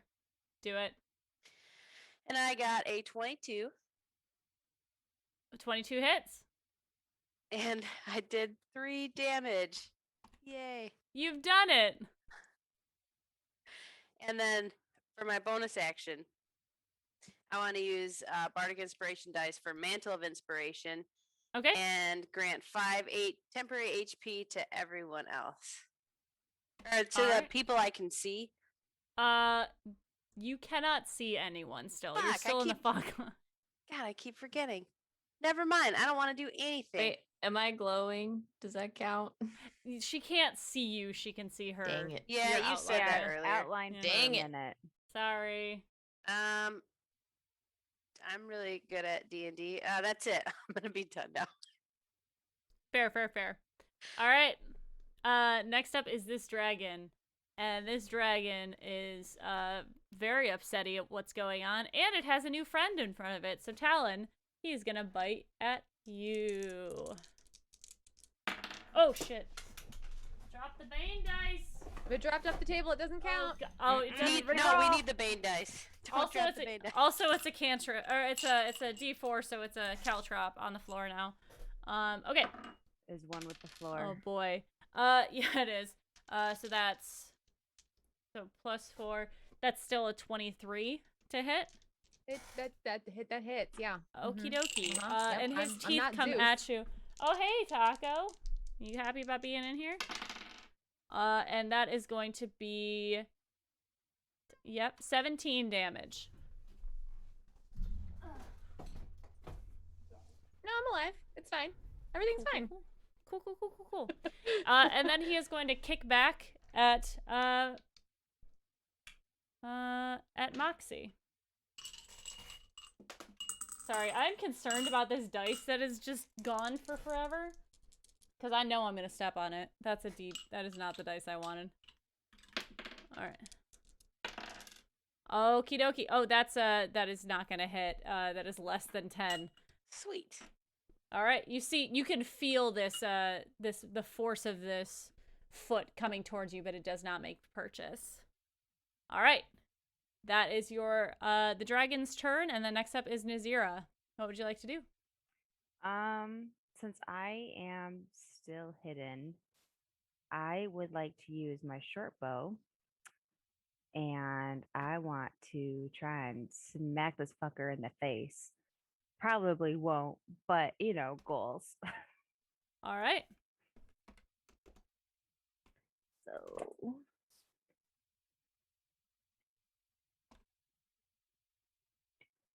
does a 22 hit? A 22 definitely hits.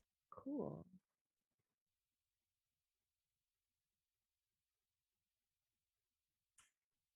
And plus the 6 damage. It rolled on its side, so that one doesn't count. So 16 damage then. 16 damage. And what are you hitting with? My short bow. All right. So my Your- arrow. Yep, the arrow pierces into the side of, well, you guess you can't see it, but it pierces into the fog. And how much damage was it? 18? 16. Okay. Okie dokie. Next, any bonus actions? I'm gonna hide again. I'm gonna hide. All right, go I'm gonna hide. hide. I do well when I hide. Yeah, go ahead and roll your stealth, and then it's going to be Alhina's turn. Still.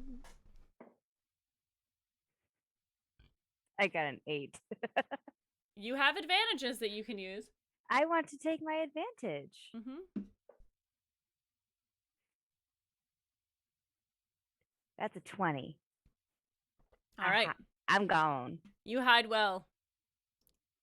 All right, go ahead, Alhina. It's your turn. You have been woken up, and you feel this surge again through your, as you grab your spear, which has fallen beside you. You feel this surge of energy, and go ahead and take back 10 HP. Ooh. All right. I am going to turn and point the spear in the general direction of the dragon and try to fire off a guiding bolt, Okay. which I assume would be at disadvantage. Guiding bolt? No, you can see it. You can see him outlined. I guess you are right up against him. It's a ranged attack, so yes, I'm sorry. At disadvantage. So can I use one of my advantages? Yes, you may. To roll a straight roll. That is a 19 to hit.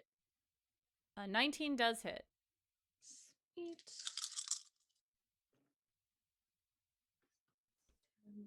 That is 15 radiant damage. All right. And the next attack against him has advantage Perfect. because he glows more. He glows brighter, and you can see the scales. So this neon is mixed with this sort of blue. The neon or green is mixed with this blue light that, instead of just outlining, sort of fills in some of the details for you guys. So the next attack, which will be Talon's attack, you are right up on it. What would you like to do? I mute myself first because I almost started talking. I'm doing turn math, and since I cast Zephyr Strike, it has been just under a minute, right? Because that was 2 turns ago. Yeah, it's 10 turns for a minute. Okay, Every round I is just 6 wanted to make seconds. sure. That Yeah, I was you're good. that I'm doing my math right. So I still have my Zephyr Strike because I haven't used that advantage yet. Correct. Yeah. Anyway, I just wanted to make sure before I did anything. Mhm. Yeah. So I see Alhina's up. She's attacking again, so I'm less worried. The initial panic has worn off. So I will grab another arrow and I will loose that towards this damn dragon once Mhm. again. I'm not even gonna ask if that hits because I know it did. Because it was a 28. Awesome. Yep. And then we will. So that's 12 damage plus my Zephyr Strike, which gives me an extra 2. So 14 damage. All right. Okay. You said you did an arrow or a what kind of attack? Yeah, arrow. Okay. You loose an arrow, and you're all of this illumination. You can see that spot that Nismat hit right behind his front leg, and your arrow sinks in, and you can all see this as the fog is bellowing away and it's starting to dissipate. This creature is roaring up into the sky with this deafening, sort of ear-piercing scream, and he is looking really bad. Nismat, it is your turn. What would you like to do? Rinse and repeat. She's gonna make an attack, and I think I have an advantage left, so she'll use another advantage to make this hit. 17 plus 18. I'm sorry, you're just doing a straight roll, right? No, I'm using my last advantage. Got it. Okay, sorry. I heard you say words, and I missed all of them. 23 to hit. 23 hits. 7. 11 points slashing. All right.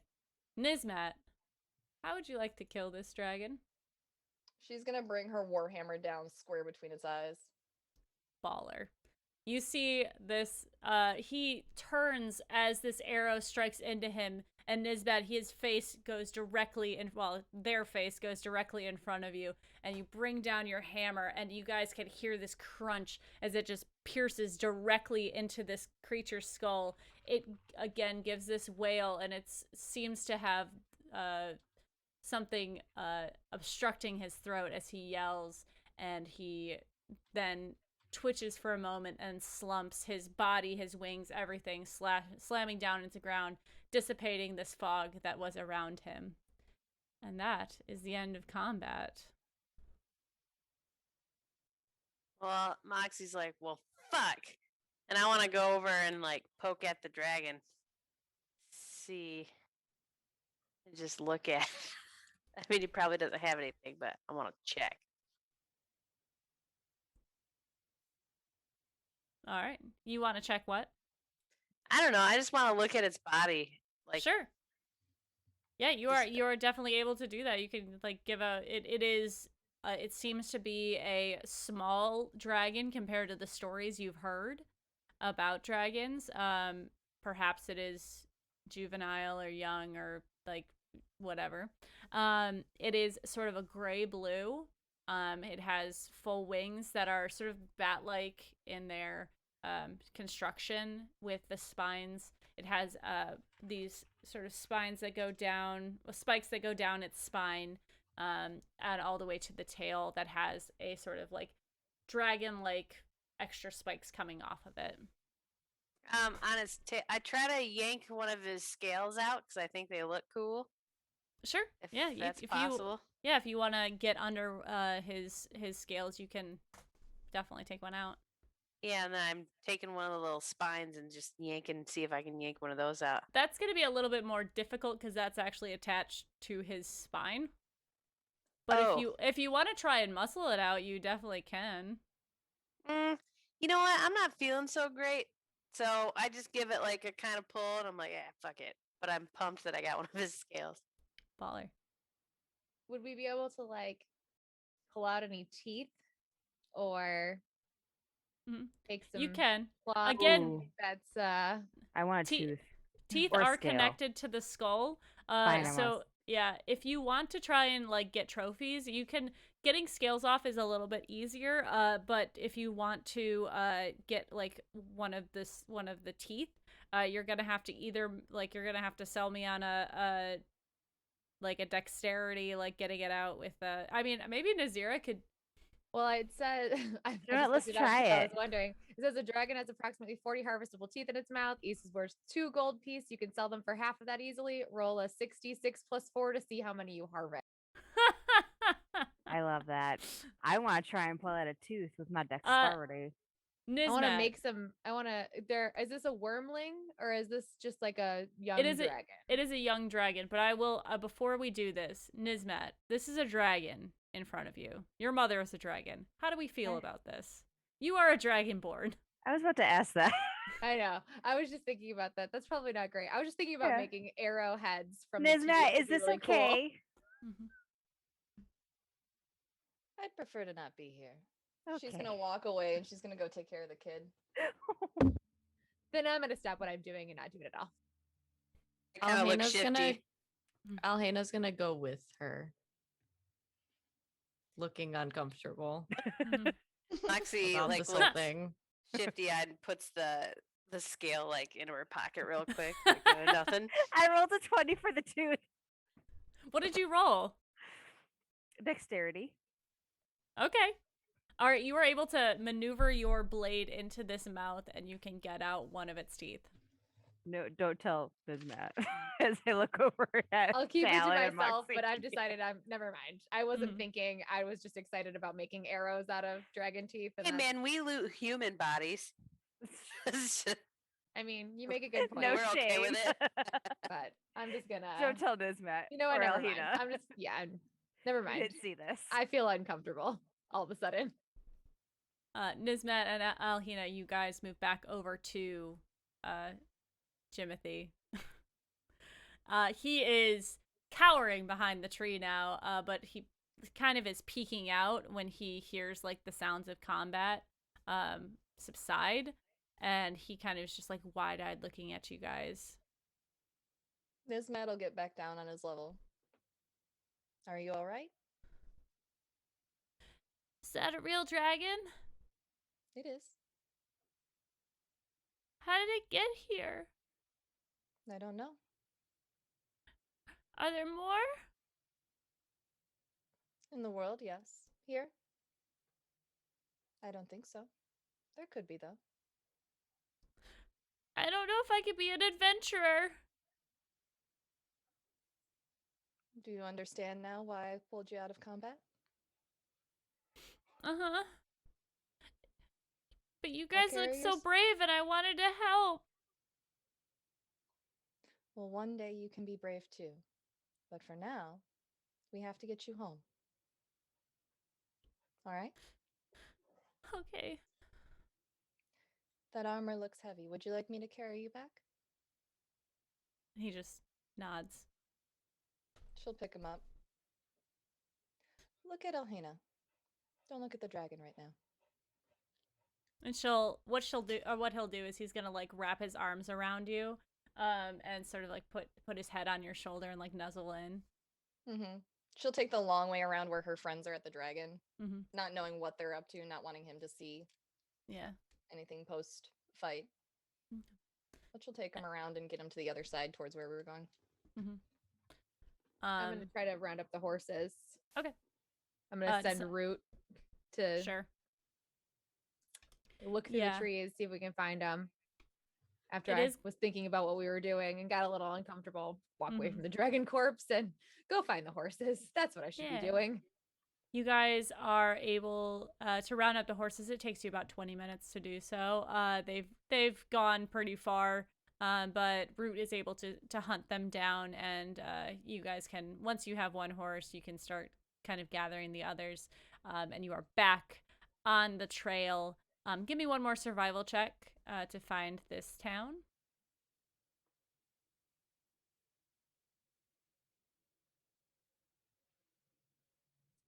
Would you Rolled a like to 10. use an advantage? Yep, because we gotta get this kid home. Uh-huh. Wasn't I much will better. say, with a 10, you can get home. Yeah. It's just going to take you a long time. Okay, well, I rolled a 12, so it's not much better with an advantage. Okie dokie. But a little less. Do you want everyone to roll? No, just, I'm down to just- 7 hit Oh, points. just You know, I'm a never little. mind. yeah. I'm tired. All right, you guys are able to, right about sunset, you are able to make it back to this. Basically, it's a farmhouse. You guys kind of come out of the trees. There is a small cabin in the woods. You can see past it. There is a garden. There are 2 other households that are in this same vicinity, but as you guys get closer, Nismat, you realize that Jimothy is asleep on your shoulder. As you ride the horse, he is like kind of, you're sitting and he's sitting in front of you, and he has fallen asleep in your arms. And the house is lit, and you guys can hear sort of a commotion in the backyard, as people are calling out for Jimothy. Mm-hmm. Nismat's definitely been humming to him a lullaby in Sylvan Mhm. the whole ride. I'm sorry, you said what in Sylvan? She's been humming a lullaby, a Oh, okay. Sylvan lullaby. Cool. Some Feywild lullaby. Yeah. Yeah. Will you guys, are you going to move to the back? Or call out? What did you guys like to do? Okay. Probably come into town quietly. Okay. Yeah. I mean, we're riding now, or are we walking our horses? I guess we didn't really establish whether or not we're walking them or riding. You're probably She was riding carrying into town. Jimothy, so Yeah. yeah, so just slowly make our way into town. Okay. And Try to by find town, somebody around that's Yeah. like Village, yeah, small village. try to find an adult. yeah, it's you guys an can hear adult. them yelling from their backyard, so you guys can maneuver around there if you like. Hello. Is this your child? You hear the sound of sort of scuffling and running as you see two people, humans, come out from behind the house, and you see a plain-looking couple. They are sort of like wide-eyed. They look panicked, like a parent who has lost their child, and they see your group, and initially are very startled by all of you, and they kind of the taller one puts the shorter one behind them, and they like kind of see you, and then as the shorter one looks past and sees the armor and the small ruffly hair of this child in front of Nismet, she kind of like they both are waiting for you to say something. He is okay. We found him in the woods. I Yep. was crying and Jimothy, it's all right.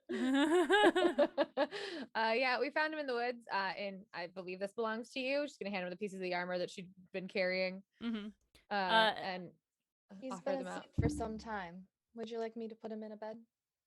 I think as you guys start talking, he is going to wake up, and he sees, like he hears the sounds of his parents' voices, and he's kind of just mom, dad, and you see his dad come forward and take the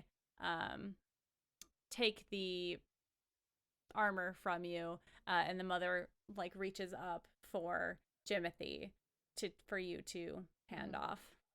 She'll lower him down and then hand the sword that she's been carrying to his dad. Yeah.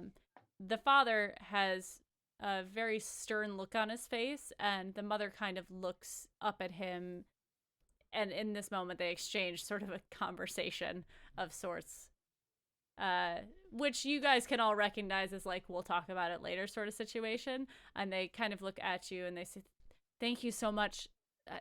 We owe you. We have food and drink inside. If you like to stay, we have space in the barn. It's not very comfortable. There's hay, but please, what can we give you? Moxie starts laying it on real thick, trying to be super charismatic. Just because they seemed a little alarmed about us. Uh-huh. But yeah, it's just like, oh, thank you so much. And I kind of assume we'd all want to sleep in the barn instead of outside. Like, that would be so awesome. We would really appreciate it. And, some dinner we wouldn't be too mad about. In exchange, I'll be happy to play some music for you guys or show you some magic. I know Jimothy really liked it earlier. They seem like they're very interested in this. Okay. So as you guys, they lead you back to the to behind the house is a very large barn. It is brown to blend in to the woods. You can see as you walk inside, there are a couple of horses already in there. They, as the mother's gonna put Jimothy to bed because he is very sleepy and sad. But the father is going to starts taking the horses out into the pasture so they can be out there for the night, which is not quite as safe as they would be in the barn, but in this moment, not a huge deal.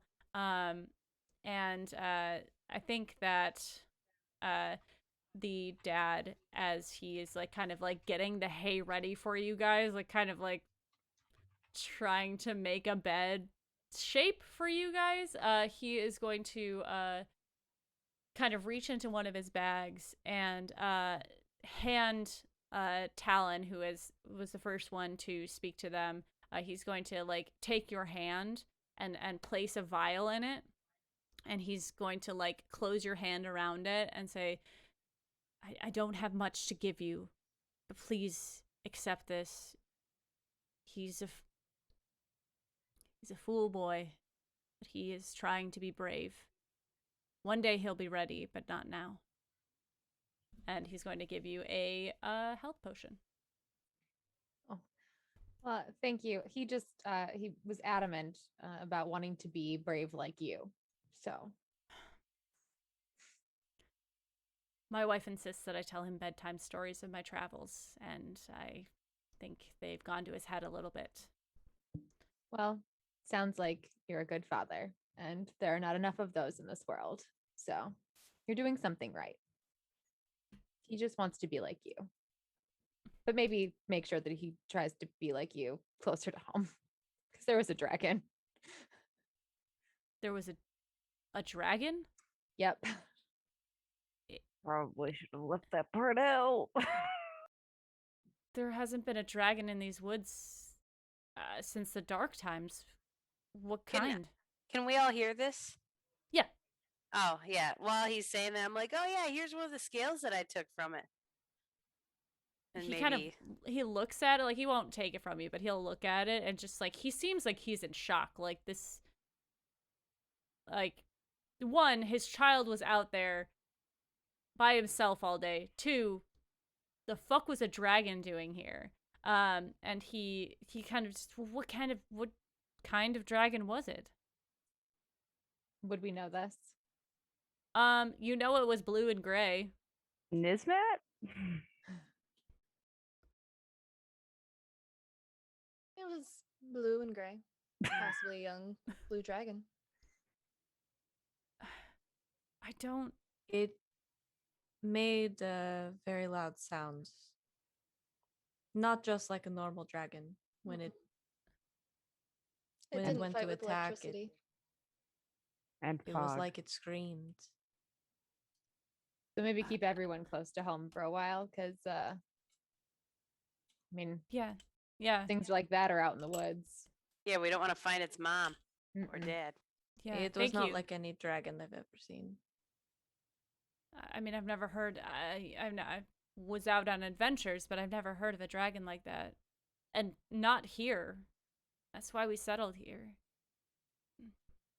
I'm sorry. Thank you for killing it, and for rescuing my son. If you need anything, we'll just be inside. We'll get dinner started for you. Thank you for your hospitality. We appreciate it. Okay. And he kind of like turns and walks away.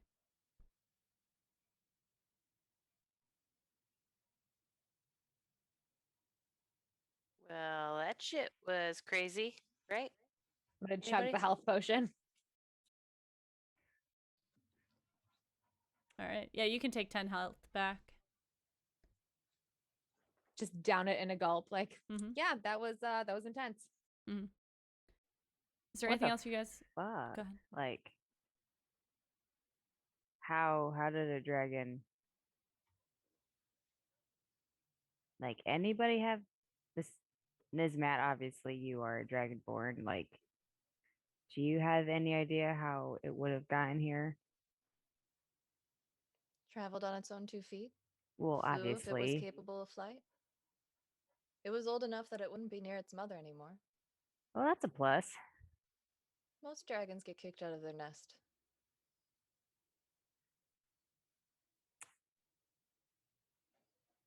What the fuck did we sign up for? I need alcohol. Moxie's kind of since she runs the circus, she sees all kinds of fucked up animals and like doesn't really understand why everybody's so shocked by it. So I just kind of plop down on some hay and just start playing, quietly on my pan flute just to relax. Mistress LB, I was the only one around during the dark times, right? Because No. The dark times were like way before. never mind. I'm thinking of like, never Yeah. mind. 50 The years the ago. dark times is like during the spell plague sort of situation, which is like long time ago. Never mind. But I wasn't old enough. But you would know, living in this area for as long as you have, and Talon, you would know this as well. there are no dragons here. Mm-mm. This is not like there haven't been dragons here as long as you've been alive, Talon, and yeah, as long as you've been alive, Nazira. There's never been a dragon in these woods. That's why I'm Yeah, shocked about yeah. it. Say. Yeah. Well, I mean, I've been in these woods for my entire life for the most part, and I've never encountered one. So it's just strange. Uh-huh. I wonder why. Another Scooby-Doo mystery. I will also say, Nismat, you know dragons, and you know that most dragons are intelligent, and you did not see any of that in this dragon.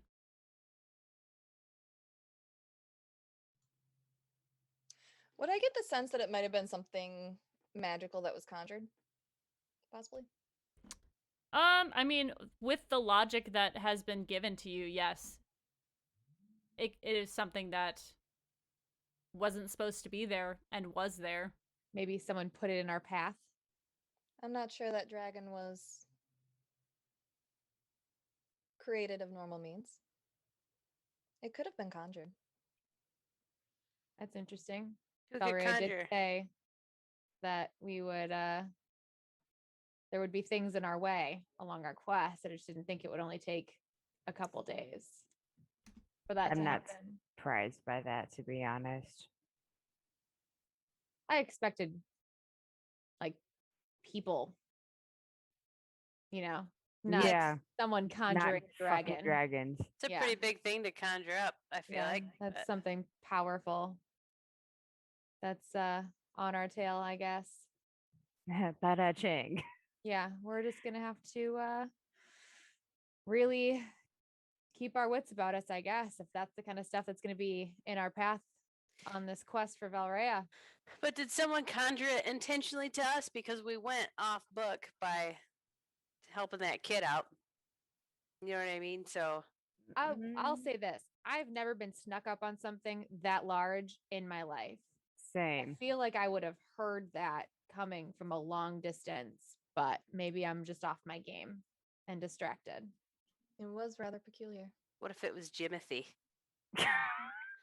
And it's a big act. I doubt the boy is capable of that magic. Yeah, I don't get a Yeah. vibe from him that he's capable of that, but So we shouldn't kill him and his family right now, right? I'm no. just- Or at all. I'm like laughing to myself, go back to playing my pan flute. That was a joke. Yeah, I didn't mean it.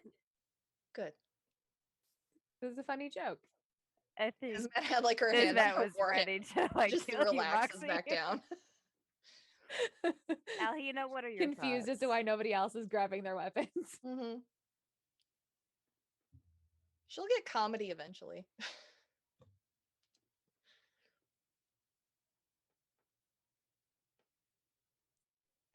Well, I guess we should, I don't know, rest tonight and get started again tomorrow. Who knows what that'll bring? Yeah, see what these people make us for dinner. Oh yeah, food and alcohol. Alcohol is a must. All right. Anything else? Nope. Although I will be not partaking in alcohol this evening. Alhina is very quiet. And when everybody's done talking, just kind of says, I'm going to go look at the stars for a while, and just kind of walks off. Would you like someone to sit with you?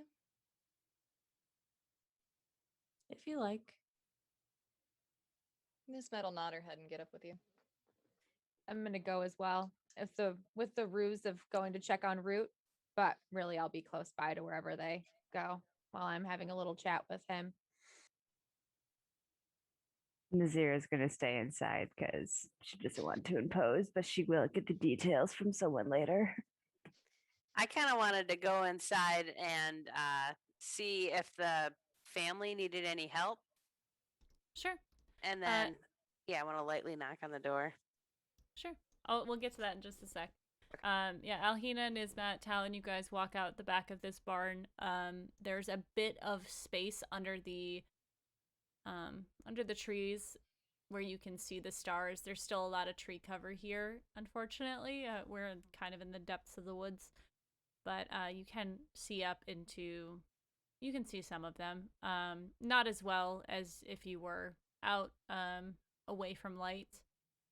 Root is stuck up in a tree,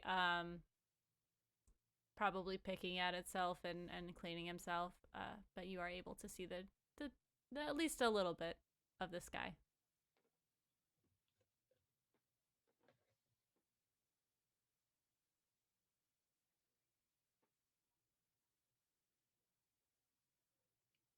Alhina, Yes? do you know any happy stories about the stars? I know a lot of stories about the stars. Yes? Could you tell me a happy one? Yes.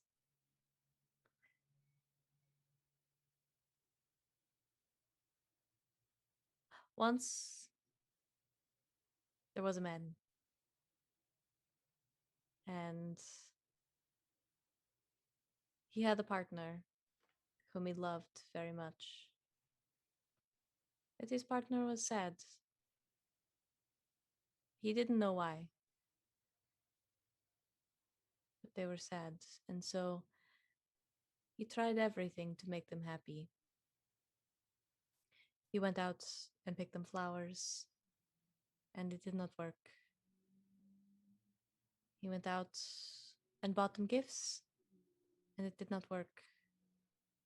And then one night, he went out under the stars, and he prayed to his gods to let him pick some, like he would flowers or gems or anything else. And his god let him. He picked some stars in the shape of a chalice and brought them back to his love, his partner.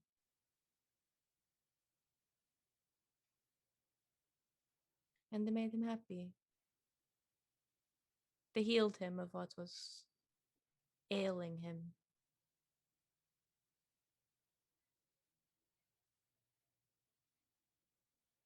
And so we see the chalice now as a healing symbol. As she finishes her story, Talon's going to reach up and just quietly grab her hand, just like hold it. And like a comforting, that made me feel good. And I don't do physical contact, so maybe this will make you feel good kind of way. I like that It- story. I like to think it is why the chalice lets me help.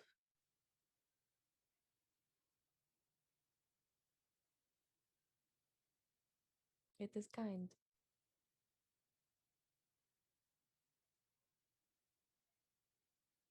I'm glad you're here to help. Me too. Me too. Nismet will stretch out and lay on the ground next to her friends and just watch the stars.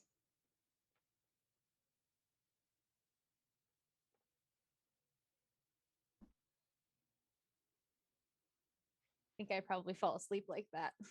I'm tired. I'll carry you back. I won't leave you in the field. It's She okay. fell if you asleep in the do. woods again. Where do I put her? Oh no, she got too comfortable. All right. Moxie, you go and knock on the door. Yeah. Oh, sorry. To do the rest. You knock on the door and the door opens, and as your eye line goes from like normal human height to lower human height, there is a small boy, smaller, not Jimothy, but a smaller boy who looks up at you, and he wide-eyed looks at you and goes, "Mom, it's a demon!" Like, no, I'm not a demon. Hi, I'm Moxie. I just wanted to talk to your parents real quick, see if they needed some help. He runs away from the door, and you see the mom. The room is not very large. You see the mom has this like panic look on her face, that her child has just said this, and she's like, "No, honey, no. She's a tiefling, Remember, we talked about them. They have horns and ears, and sometimes they have tails, and they can be blue and red and purple. And he's kind of like looking at his mom, looking back at you, and she kind of like gives you an apologetic look. And I'm like, no offense, no offense taken whatsoever. And I'm like, hey, I got a tail, see? So I kind of turn around and show it to him. He's go, whoa! Yeah. Can't you pick up stuff with it? No. I mean, maybe like I could lift like a branch or something with it, but I can't grab stuff very well with it. But I should try that. Can you like lift a coffee cup with it? I don't know. You got a coffee cup? Yeah. And he like runs into the corner, and the mom kind of walks over to you and says, "I'm sorry, did you need something?" No, I just wanted to see if you guys need help for dinner or wanted me to play some music for you guys or hang out with the kids and amuse them. Well, if you play quiet music, Jimothy has fallen asleep in the other room, but he seems to have had a long day. But that would be lovely. I'm just making a stew. I hope that's okay. We don't have a lot of meat, but we'll have enough. No, that sounds amazing. Thank you. Yeah.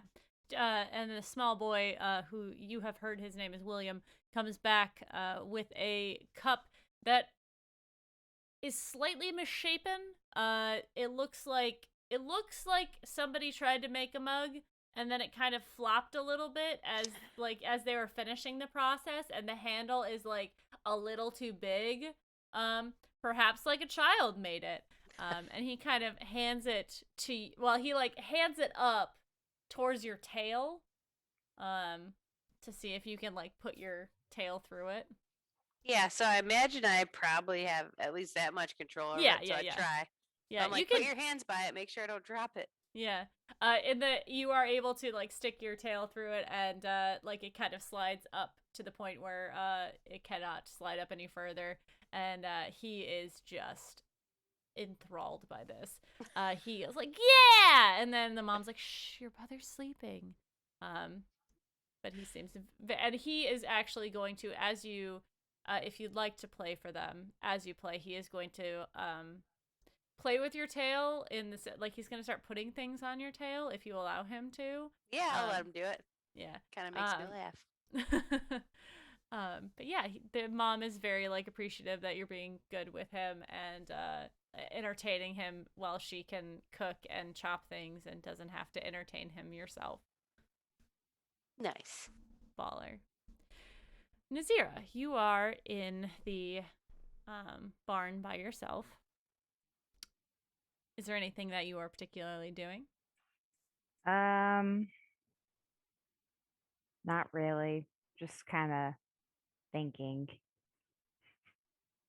Okay. Nothing special, just waiting for people to come back.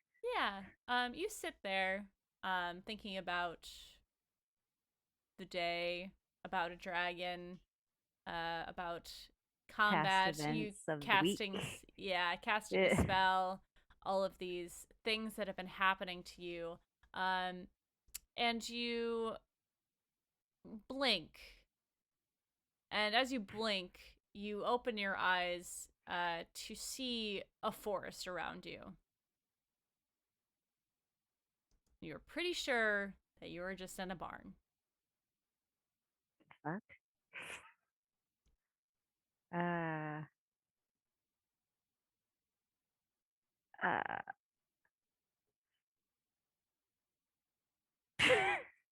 Pretty sure I wasn't here.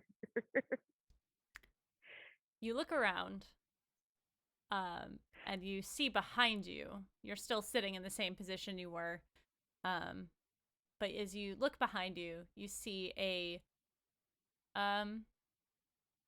small tent, but I guess I would say a fair-sized tent that has two flaps kind of blowing in the breeze that is moving through this tree-lined forest. Okay. Can I move around, or am I like stuck? No, you're good. I would like to get up and walk towards the tent because I'm curious. Okay. You move closer to the tent. You reach out for the flaps, and as you do, you feel the hands that were gripping yours tighten as you pull back the curtain. And as you look inside, you see there is a table uh, about 6 feet long. There are candles, like way too many candles on this table, but it illuminates the room, and you can see that there are drapings around. On the right side are sort of blacks and reds of these tapestries that have been hung around this tent to sort of decorate it. There are pillows and sheets on the ground. And on the left side, there are more blues and purples and pillows that seem very lush and comfortable. As you take a step into the tent, Yep. you can see these candles illuminating 2 chairs on either side of the table. And as you blink, figures appear in the spots. On the left is a figure cloaked in blue. They seem like they are tall even though they are sitting, and you can see golden hair that is falling down their chest. Their hands are on the table, and they are facing the other person who is across the way. They are wearing a black cloak, and their very similar long curling hair is white as it falls across. You can see the black of their outfit and the pale of their skin as her hands are resting on the table. And while you are standing in this tent and looking at these figures, they both turn to look at you. And that's where we're going to end tonight's episode, because this is going to be a fun one. Holy shit. I'm gonna die in the next one. That's a spoiler. I'm gonna die in my own head. Thank you very much for watching, everyone who is in chat, for hanging out, for all of those channel points that you have used in this beautiful fight. I don't know if they would have survived without him. I'm gonna be honest. I did put a timer on them, and I set a limit on them because I feel like most of you guys who have been watching this channel have just amassed a bunch of points and are just gonna rack them up. But I've changed it a little bit, so it's maybe not going to be as chaotic. But thank you guys so much for participating. I really am enjoying this. I'm enjoying the aspects of having the gods intervene. And I'm really excited for next week when we figure out who these 2 people are. But until then, we are going to go around the group, and everyone is going to tell you where you can find them and what they do. And as always, we are going to start off with the glamorous, the exciting, and the beautiful Savannah. That's me. Hi, I'm Savvy. I'm at Savvy Seaworth on the internets, mostly on Twitter, where you can find my streaming schedule pinned to the top of my page. When I am not here, right now, you can find me on my home channel, twitch.tv/game nights. That's game with 2 G's and nights with a K. I'm there Thursday through Sundays. We play Good Society, we play Dungeons and Dragons, we play Cypher System, and I also run a game now, starting in a little bit, of Vaesen. We actually had our session 0 earlier today, which was really, really fun. It is a 19th century mystical Scandinavian monster hunting game, which is just gonna be really, really fun. So come and hang out with us on Sunday afternoons before this. But other than that, that's what I'm doing. Yeah, that's me. Thank you very much. And thank you for being here tonight. Next up is the delightful, the alluring, and the affectionate Miss Sarah. Oh, they're even better adjectives than last week. Hey everybody, I'm Sarah. I'm at the Hype Goblin on all social media, except for Facebook. You won't find me there because I have no Facebook account. Take that, Mark Zuckerberg. Throughout the week, you can find me posting TikToks on both my TikTok account and my Instagram account. If you don't have TikTok and you're into that sort of thing, you'll see me oftentimes as this character Nismet on there, or my other various D&D characters that I do just cheeky little videos of. 4 days a week, you can find me over on my own channel, playing video games like Valheim. Right now, we're playing a lot of Valheim and Monster Hunter, but we do a variety of things over there on Thursdays and Fridays. Saturdays, you can find me playing Masks TTRPG, DM'd by the wonderful Saucefire.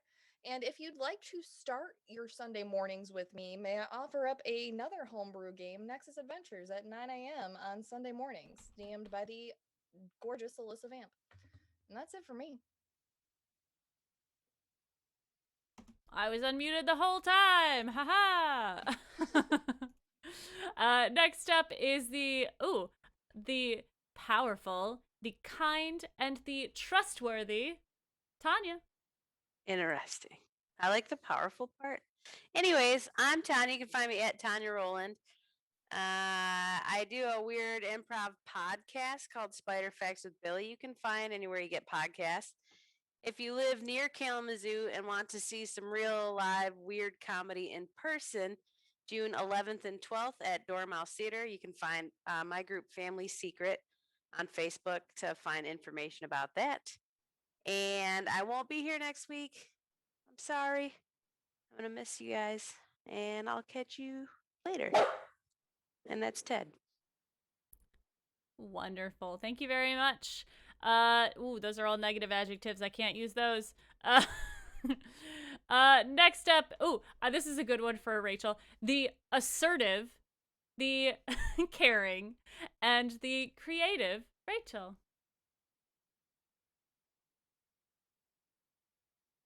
You're muted. Oh, I'm muted. Thanks, Kelly, who's in my basement. Hi, I'm Rachel Elizabeth. You can find me here on Twitch at Rachel Elizabeth, where I am getting better at keeping a schedule. I stream things like Dead by Daylight that usually happens on Tuesdays. And then if you like this character, Talon, you can find me playing Skyrim as her. Usually Fridays. I'll probably do Thursdays and Fridays, for the foreseeable future for fun. So yeah, we just run around being chaotic neutral and doing quests as this character, taking that RPG real seriously. And you can find me here on Sundays with my beautiful friends playing this character again, playing some D&D with my favorite people. And I'm on the internet on Instagram and Twitter at Rachel is a mess in the middle, or with a Z in the middle instead of an S. Why do I keep messing that up every week? Okay, love you guys. Bye. All right. And last but certainly not least, the kind, loyal, and neat Kelly. Interesting description of me. I just think you're neat. You're just so neat. Back to the 1950s. Here we go. Anyways, my name is Kelly. You can find me on the TikToks at Shorty Kel. It's a lot of pole dancing shit. Don't be creepy because I will block you. You can also follow my Instagram page at Kel_behind the chair if you would like to follow my journey through cosmetology school. Yeah, that's about it. And yeah, I'm here on Sundays. That's it. I'm too busy for anything else. Cool. Thank you guys so much for playing with me tonight. And I'm sorry I almost killed y'all. But it was fun. If you guys stick around for just a second longer, we are gonna go raid Indoor Adventures, who he is playing Magic the Gathering right now. Indoor. And it should be super fun. I will just remind all of you guys that the giveaway is still up. I will be picking a draw. I will draw a winner on Tuesday for sure this time. And until then, I'm LB Hack 'em Up and hack recklessly out there. Bye!